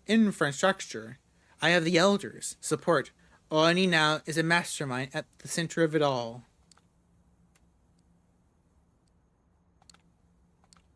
Yes, Hope. She looks down and takes in the scenery below for a while. She points at her t-shirt, the one piece of clothing that clashes with the rest of her outfit. You know, I'm a huge fan of punk. The leading idea of my company, Double Spiral, is to make everything I do a little bit punk. I'm all about clashing ideas. I'm all about disruption. Destruction! Destroying the man! You blink a few times in quick succession. Oh God, you think to yourself, she's that kind of person. Another rich idiot who thinks deals are an art form too. Hell-bent on preventing the meaning of any piece of actual art that hasn't been thoroughly ruined by the art-hating dystopia that surrounds you. the memory lane. Kara's start talking about hope, so you better listen. To me, hope is a punk as it gets, a free spirit, fiercely independent. 1 second, something popped up. 1 second, guys.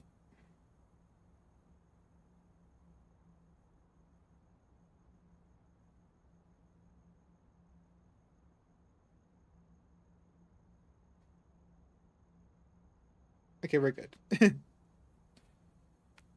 To me, hope is as punk as it gets. A free spirit, fiercely independent, an eternal contrarian, at odds with everything and everyone, developing her talents just because she finds it joyful. But God, does this girl need guidance? Not putting her talents to better use, rotting away, posting and saying bullshit all the time. What a waste. I have built an environment specifically to develop her talents and let her become indispensable to our society. But she rejects it because of some idiotic hangups. I don't expect you to change your mind about me just because I kept yapping and yapping. I just hope you keep my perspective in mind and serve as the voice of reason. Hope really needs right now. Now, that's why I had my not the now that I have my say, how about we put our girl back on? She taps her phone again. A quiet buzz reappears in your right ear.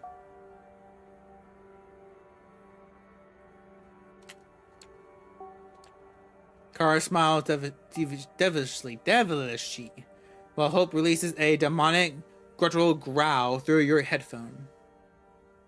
No, dumb. Yeah, sure. Let her know her lunch was right on the money. Why the hell not?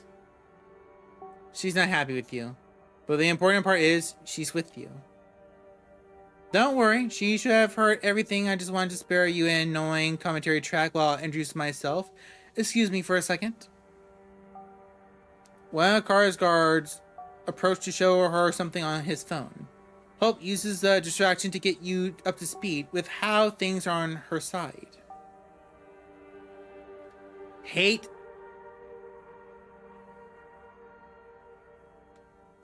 What is it? Hate America. Hey America. Hey America beat. Hey America beat. Hey America eat. Yeah, for a second there, I was about to rage that the hag had gotten the better of us, but hey, go figure. She just wanted to take a piss in my Cheerios. The plan worked. I have a lot of data from her monologuing and some private sources, but the more we gather, the better. The display here says some more K letters could be useful. So don't beat yourself up about it if you fail, but if you get her to repeat something with K in it, that might improve our fake voice. It's like Kara's done talking to the guard. Sorry about that. Looks like I got to attend a sudden meeting with Google representatives shortly. Freaking the stupid vampire get attached with Google, but actual content creators can't. Hope snorts. Not bragging, though. By the way, does anyone but Hope know about this little rendezvous? Your patron? Any other companion? Or maybe the Nosferatu? I haven't seen him in days.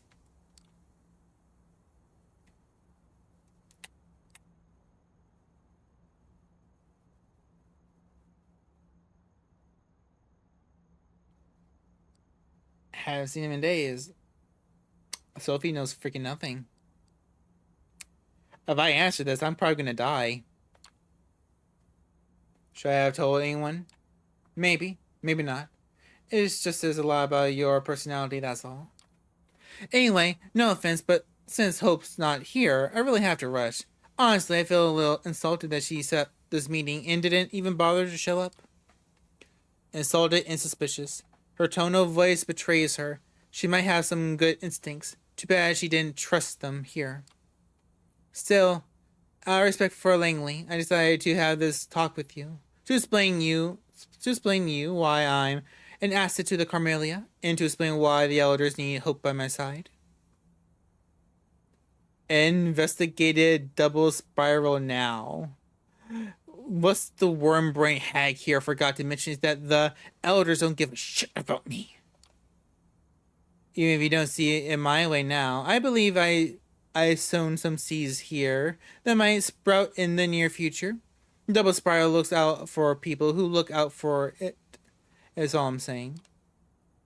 But before I leave, there's one thing I really wish I knew. Back when I knew her, she was a different person, or different people, depending on how you look at it. Why does she fight against me so much? What's her motivation to resist so much? What's her motivation? That's a good question. She's never shared it with you. What's it? What? Answer whatever you want, but A, you better lie through your teeth. B, get her to say V, and a few times if you can. It might improve a few shortcomings of our deepfake software.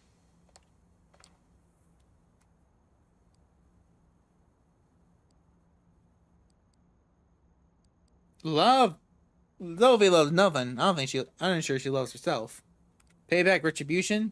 That seems more a spot on the money. But I think survival, because the V in it has the V in it. Kara snorts. Spare me. If she just wanted to keep pulling through, she can have much better chance by my side. Pride or spite would be a far more believable as an answer. Should have told me you either don't know or don't trust me. Survival, V times 2, good attempt at least. One of Kara's people interrupts with a theatrical cough. Kara gestures at him to calm down. I really need to go now. See you around, Hanya.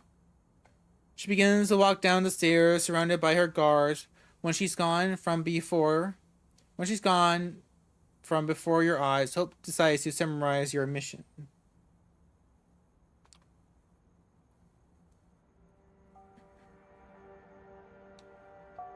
So the trade... Nah! Trade... Cathot? Trade? Or trad? Cathot? Cathonaut? Not complaining though, you did a good job, and you did good. And don't worry, the data I have should be more than enough to generate a convincing deep fake. I just need to put in some more work. So I guess I will get to that right away. Enjoy the rest of your night. Drop my hardware at your haven when you get a chance.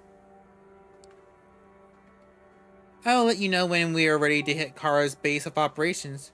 Pray for my success, sweetie. I might be done soon, maybe even tomorrow. And once we're done with her, we'll talk about how I can repay your generosity.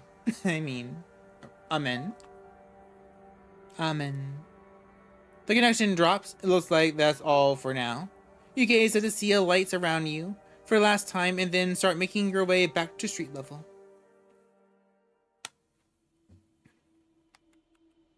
Do you have any new words? Don't think so. Go back.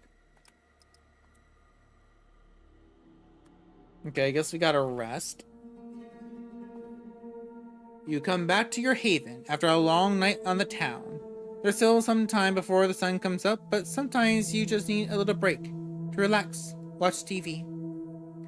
As you open the door to your haven, it's clear something is wrong. You hear moaning from within. Stepping cautiously inside, you see a man splayed out on the floor. 40s, strong build, wearing a black suit. One of Sophie's servants. His face is a mess and a piece of bone is sticking out of... Oh, God, what happened to him? The ghoul moans through his broken teeth, only half cautious.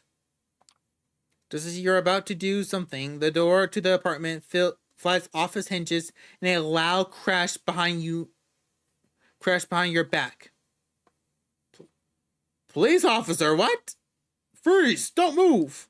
You turn around to see at least 6 police officers storming your apartment, 2 pointing guns at your face while the rest spread out to check the other rooms. Wait, what's happening? One of the cops pushes past you into the living room. There's a body here. We're going to need an ambulance. He's still breathing. Bewildered, you gather your wits. There must be some way out of this ridiculous situation.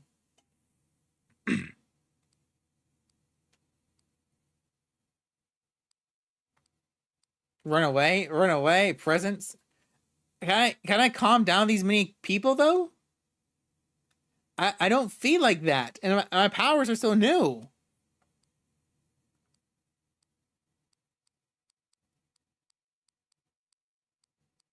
Oh god, oh god. Run away. There's no way you can allow yourself to be arrested. Better run. Surrounded by cops and their body cameras, you decide to do this the old-fashioned way. Calling on the blood here would blow the masquerade wide open. You burst into action, dodging past the 2 cops pointing guns at you. If you can make it to the door, you're scot-free. Just as you make it to the doorway, one of the cops tackles you and you fall on your face to the floor. There's more police outside your door. No. Let's get the cuffs on this one. The cop wrenches your arms behind your back as his colleagues all crowd around you. Suddenly, you hear a commotion out in the hallway.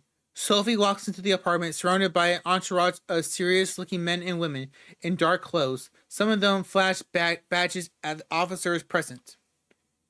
You feel the power of Sophie's blood, almost like a physical sensation on your skin.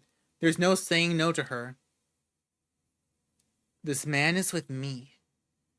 When this terrible act of violence occurred, he has an all airtight alibi.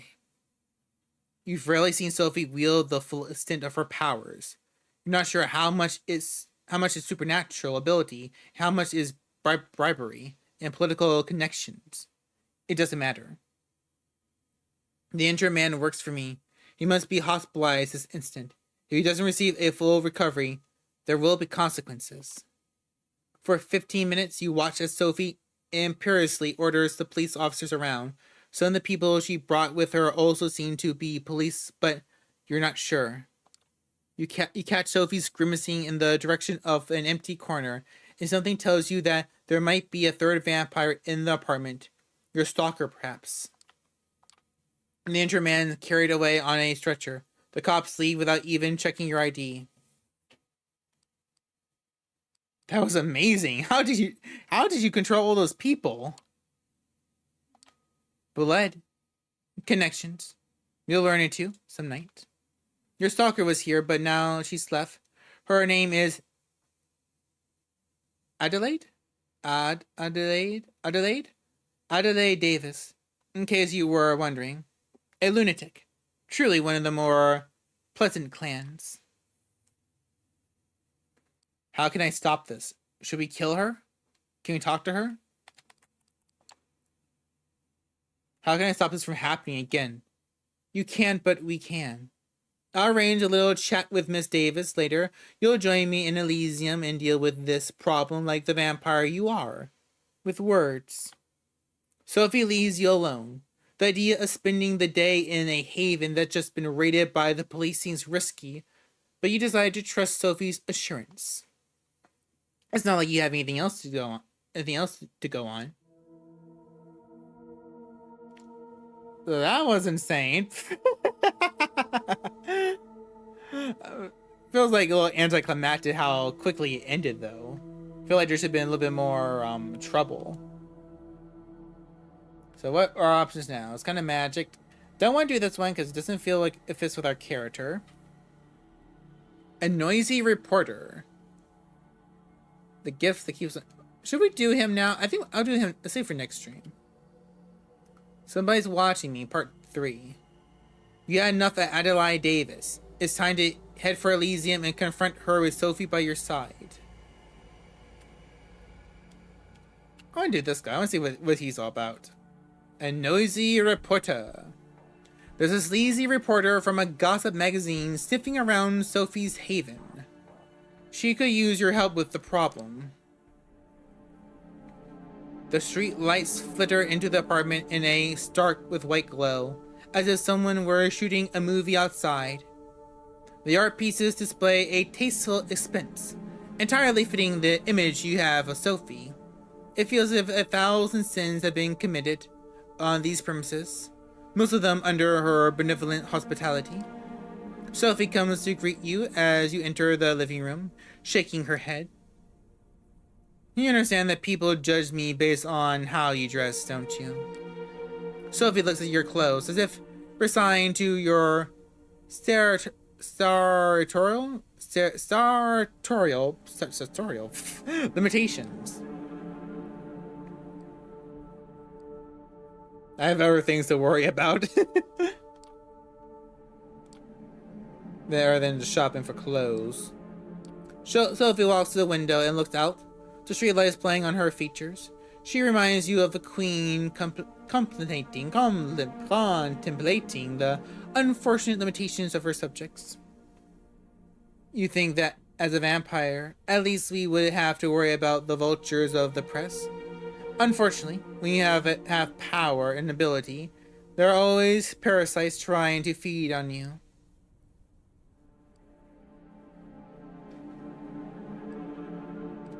Is there a reporter after you?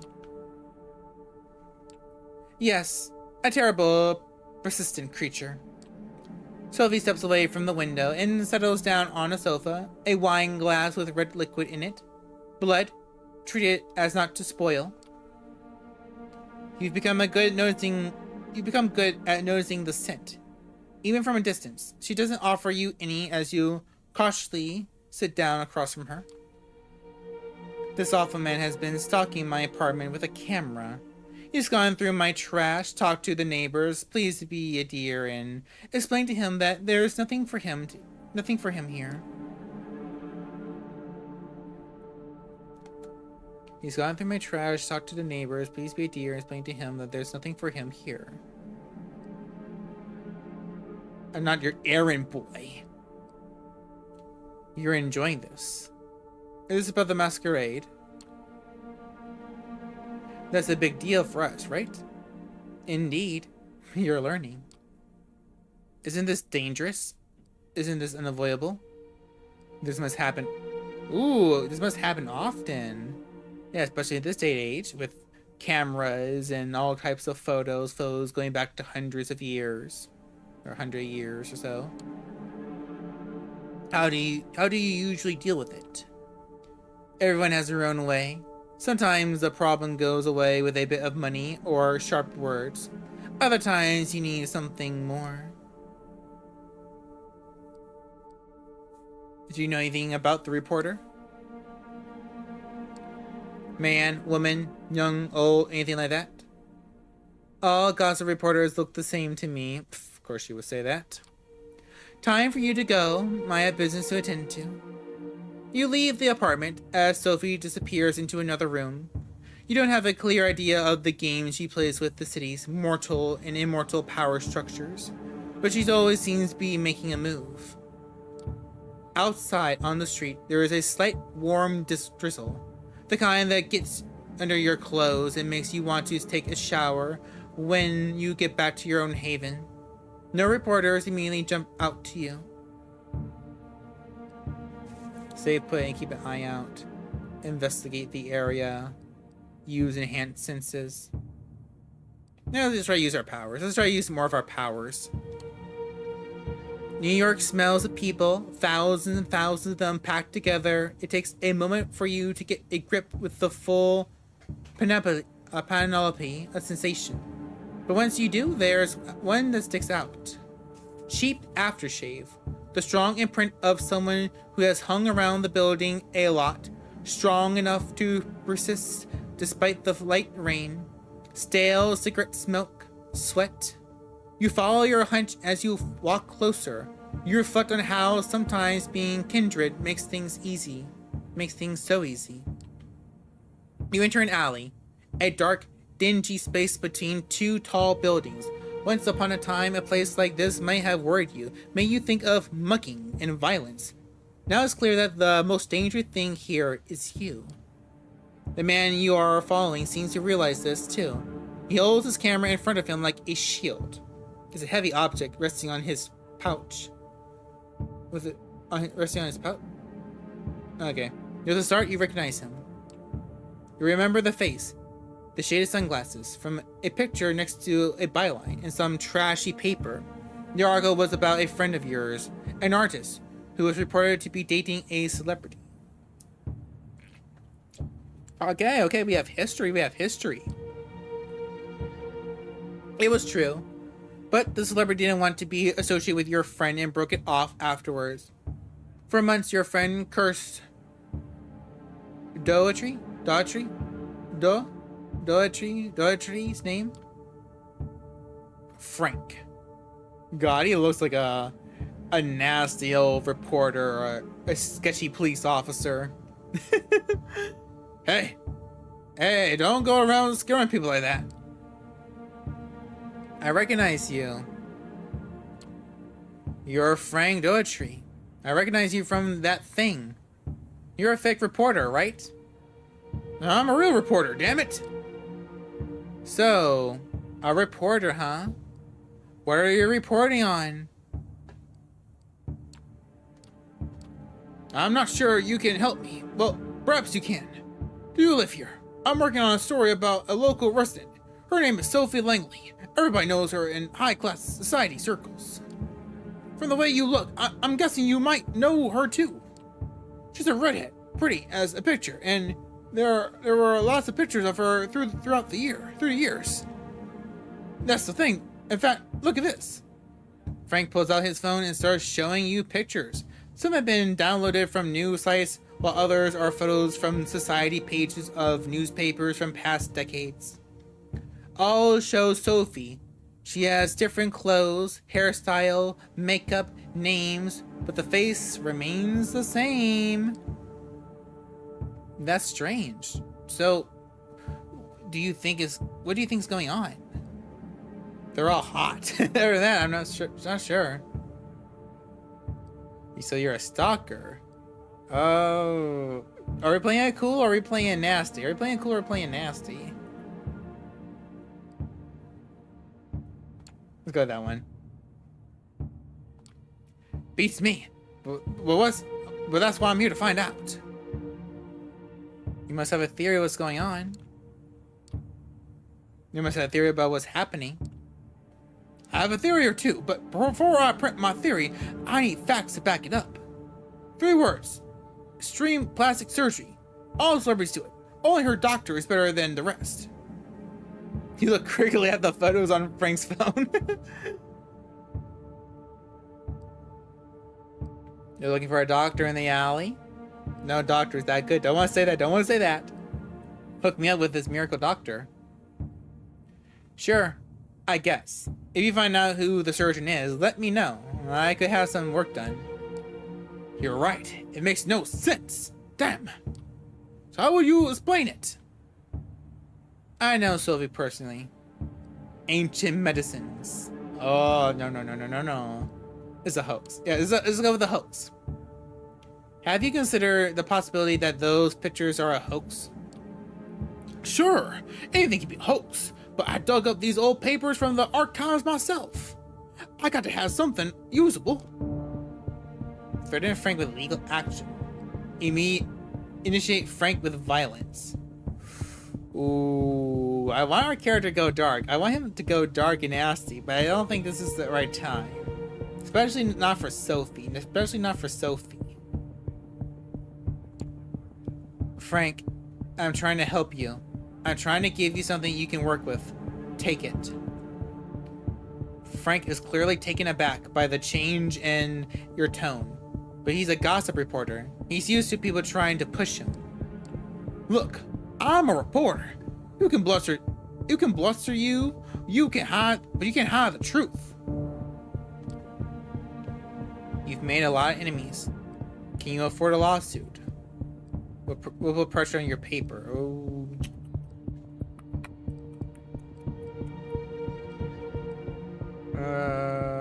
So this one.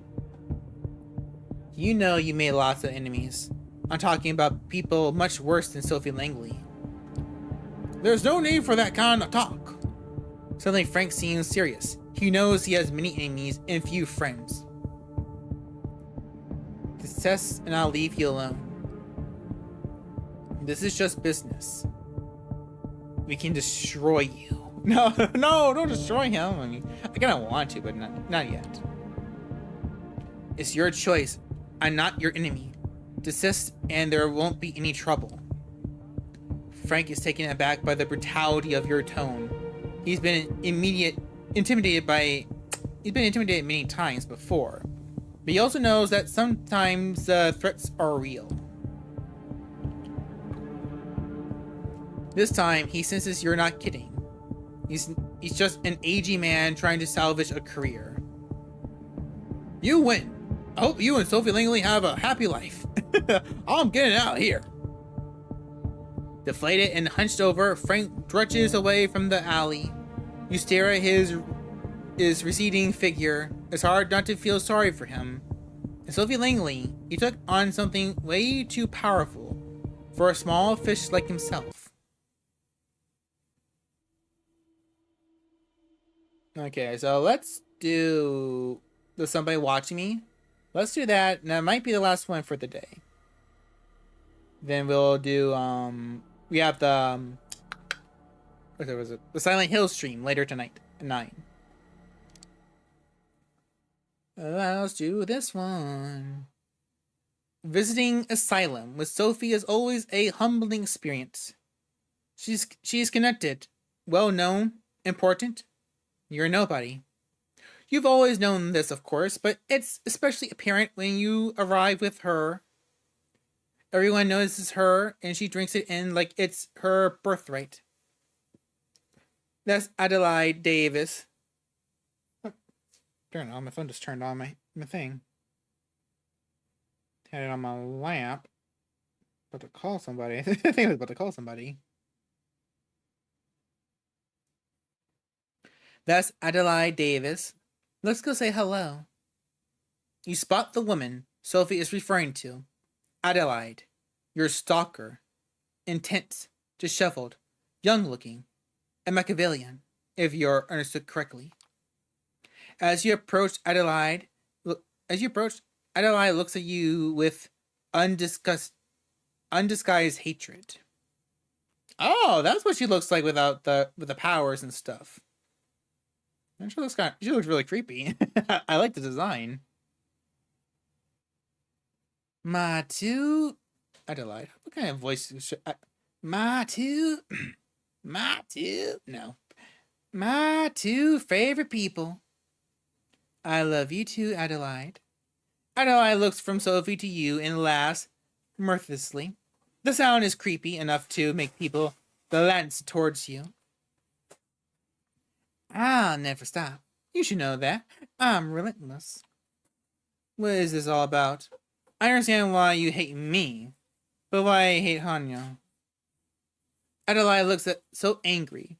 For a moment, you fear she'll hit you. Elysium or no. As if you don't know. They called me a creep. That's very insulting, especially to somebody like me. Was that when you were creeping, invisible, in my haven? Yes. Sophie sighs. You have to stop. Otherwise, I'll take this to Coteries. Do that. I have friends much more powerful than him. Just please stop. I was just scared.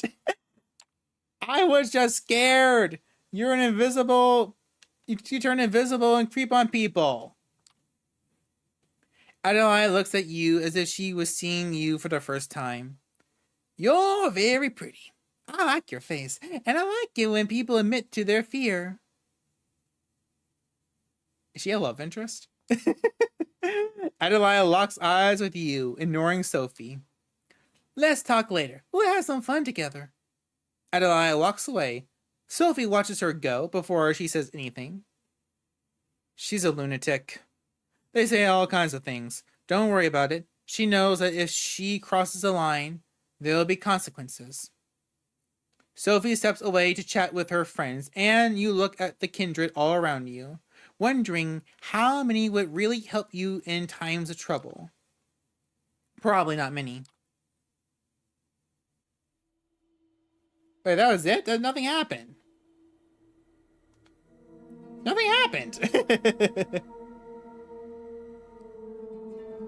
Oh, okay, new story. Sophie requests your presence tonight, and it seems urgent. You'll find her already waiting for you, clearly pondering something. It takes a few minutes of awkward silence before she speaks. I require your assistance, Hanya. There is a matter of great importance that I need to ask you to resolve for me. You will find what I'm about to say surprising, but I'm sure I need you to hear me out.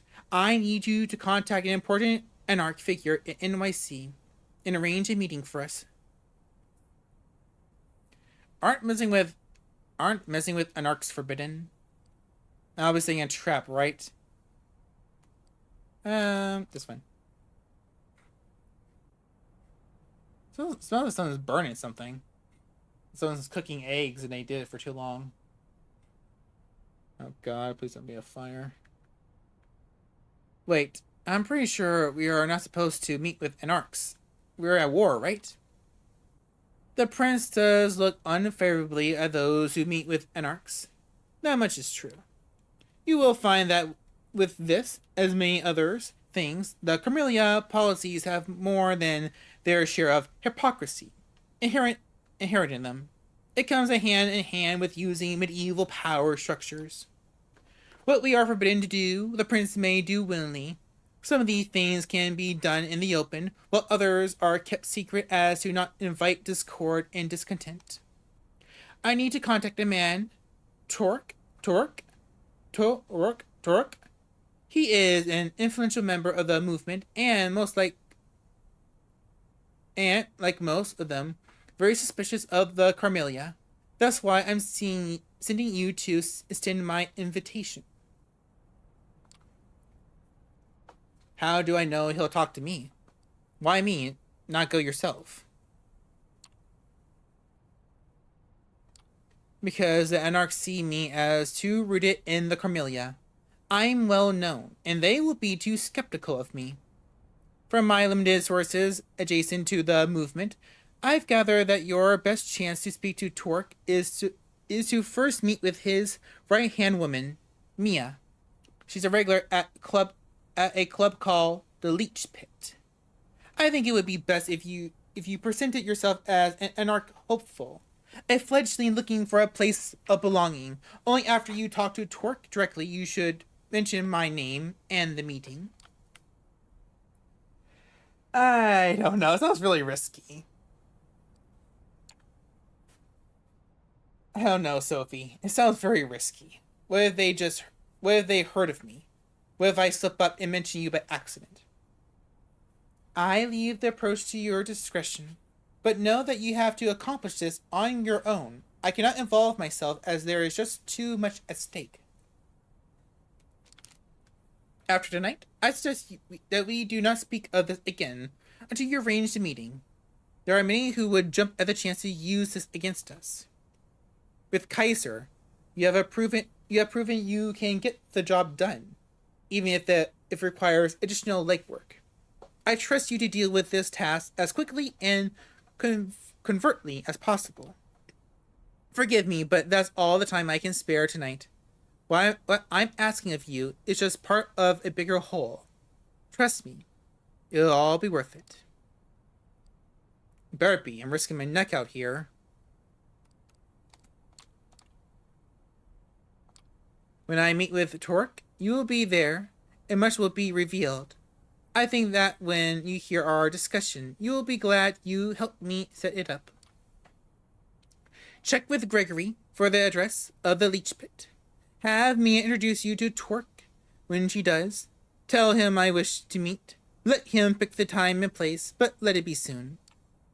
If he proves to guard it, I'll tell him I have something that will help him gather allies against boss Callahan. That should pique his interest. Good luck. And obviously, not a word about this to anyone, else not even my new friends you might made in recent nights. This stays between us. The way she says that final sentence suggests a not so veiled threat, but her warm smile belies impression. You want her to keep trusting you. You wouldn't want to disappoint her. Gregory gives you the address. The club is in Brooklyn. Apparently, it's some kind of heavy metal bar with decadent concert space. Time to pay this Mia a visit. Ooh! Is it? This is a club? It looks just like a big bar. I'm expecting something a little bit more extravagant. The place is teeming with people tonight. You arrive in the middle of a concert. The music is loud, almost deafening, and it takes you a while to get used to it. The noise hurts your ears. This venue isn't suitable for this kind of music, and none of the instruments sound the way they should. The cacophony, the cacophony,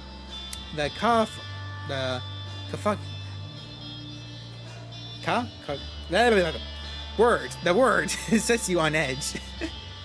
A group of a few dozen patrons are tightly packed together, and the smell of their sweat and youthful, excited blood overwhelms you momentarily. It's with some difficulty that you turn to the task turn to the task at hand. Drink, drink, drink.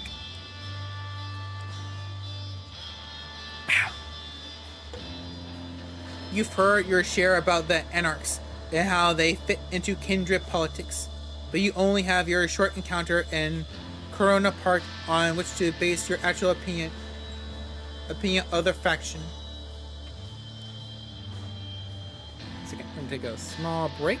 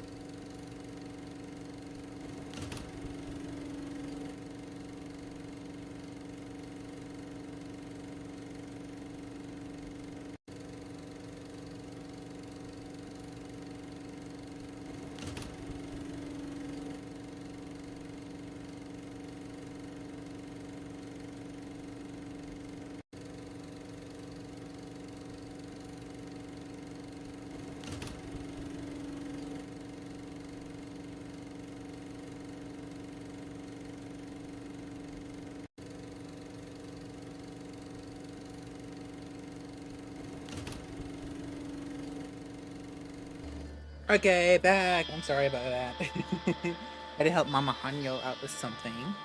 But we're good. We're gonna finish this and end the stream in a few minutes. Make sure this is good. Okay.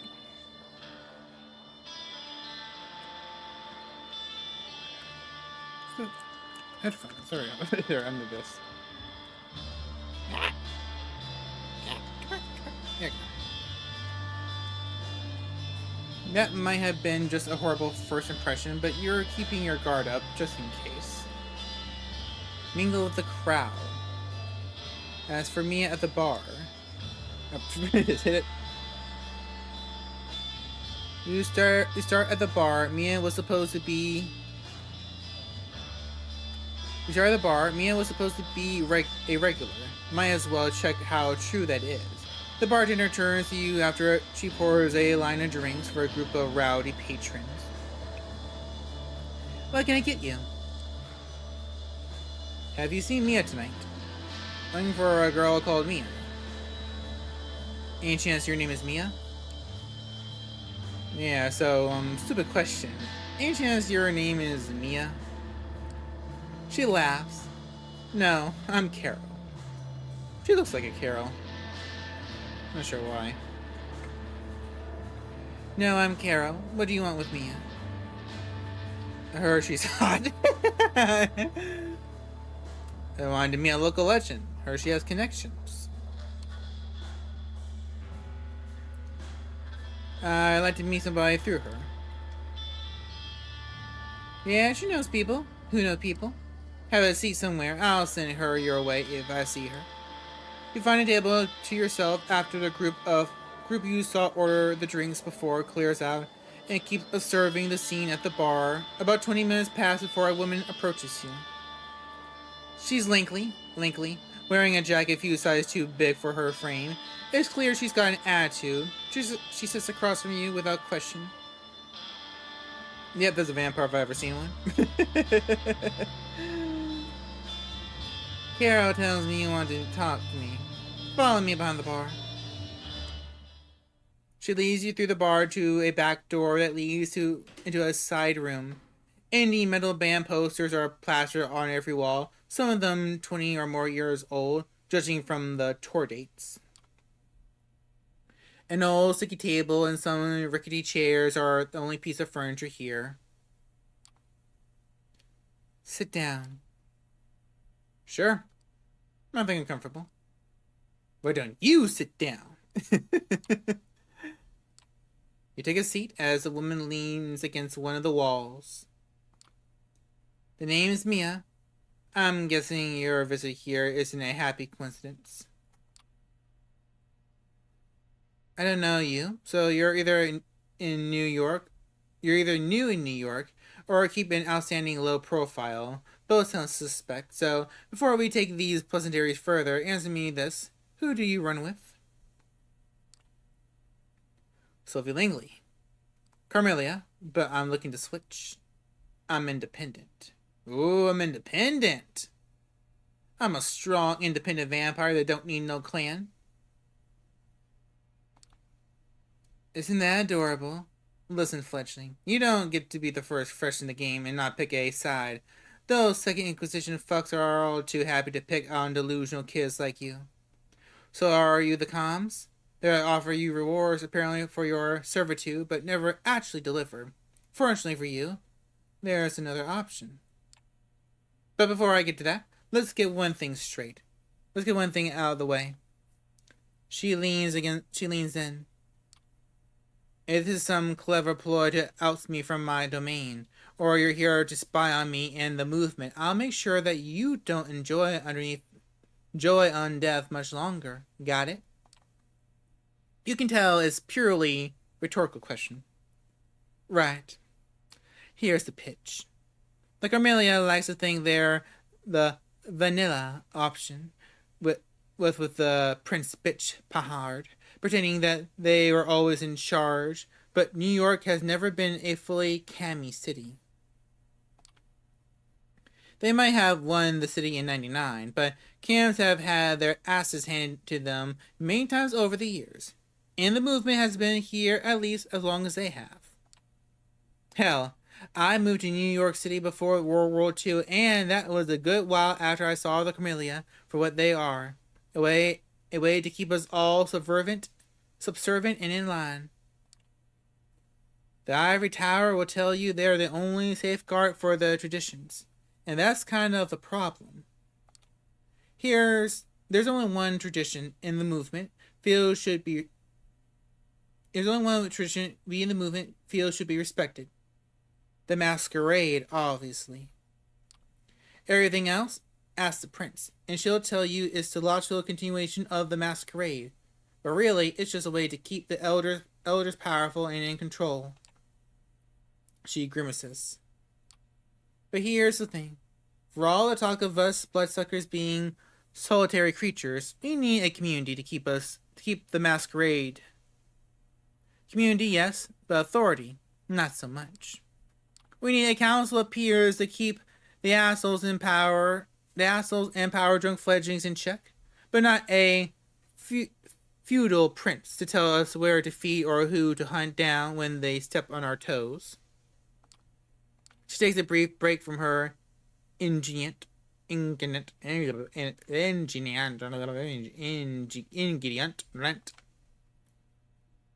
So you anarchs don't have a ruler. Sounds too good to be true. Let's go with this one. A ruler, no. But leaders, sure. Most follow old boss Callahan's lead. Most, but not you. So I should talk to Callahan. So is Callahan like an anarch prince? Callahan is like a prince, but for anarchs? Yeah, that's about right. Which isn't the way things should be. If you're concerned about being well received in the city, you might need to go through Callahan. But if you're serious about the anarch cause itself, he's not your guy. Callahan eats up fledglings like you and shits out self-preservation. His position as Baron is mighty shaky now. Not least due to the fact he's backstabbed more than his share of allies. So he's doing what any other old fart in position of power would do. He's doubling down, negotiations are out, intimidation is in, tightening ranks as a precaution against the Second Inquisition. She surprises you by hacking and spitting on the ground in disgust. If you spent some time with the comms, that should sound very familiar to you. He's no better than Panhard, and her cronies are at this point. No, you need to contact Torque. And wouldn't you know it? It's your lucky night because I'm the lick to do it. I guess I'm the lick to do it through? Why Torque? How is Torque different? Yeah, how is Torque different? Motherfucker, you really asking for it? Motherfucker, you're really asking for it. Her anger flares up again. I'll pretend that was just a naive question and not a half-assed jab. Torque is a leader, a local baron who's overseeing a small domain, but doing a very good job of it. Callahan knows this, so he's giving him shit. Torque is taking it like a champ. He's smart like that. For one of us rebels, he's got the patience of a saint. Makes you think back to how things used to be way back when, if the stories are to be believed. Anyway, you want to meet him? I'm going to require a good show of will first. Or can I just ask elsewhere? What do you have in mind? Come on. That's fair. What do you have in mind? She flashes you a mischievous half smile. I appreciate your readiness, but I don't have the details now. Just ask for me at the bar when you're able. I'll leave something for you, and we'll take it from here. Take it from there. Now come on. I gotta go. She walks you out of the bar, and you go your separate ways. Seems like there's nothing more to do than return here later and see if Mia really can help you contact twerk.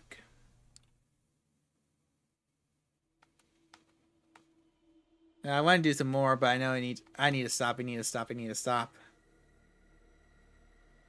Okay, so we're gonna quit for now. We're gonna quit for now, and I'm gonna see you all. That's hurts. I'm gonna see you all later tonight, so around 9 o'clock, maybe a little bit after, because knowing me.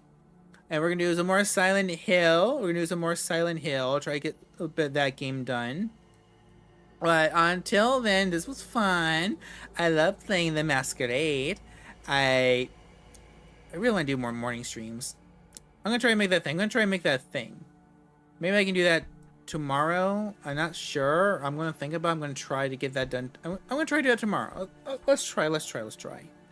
But until then, until later tonight, I've been Hanyo, your Demon Cinephile, and I'll see you all later. Bye bye.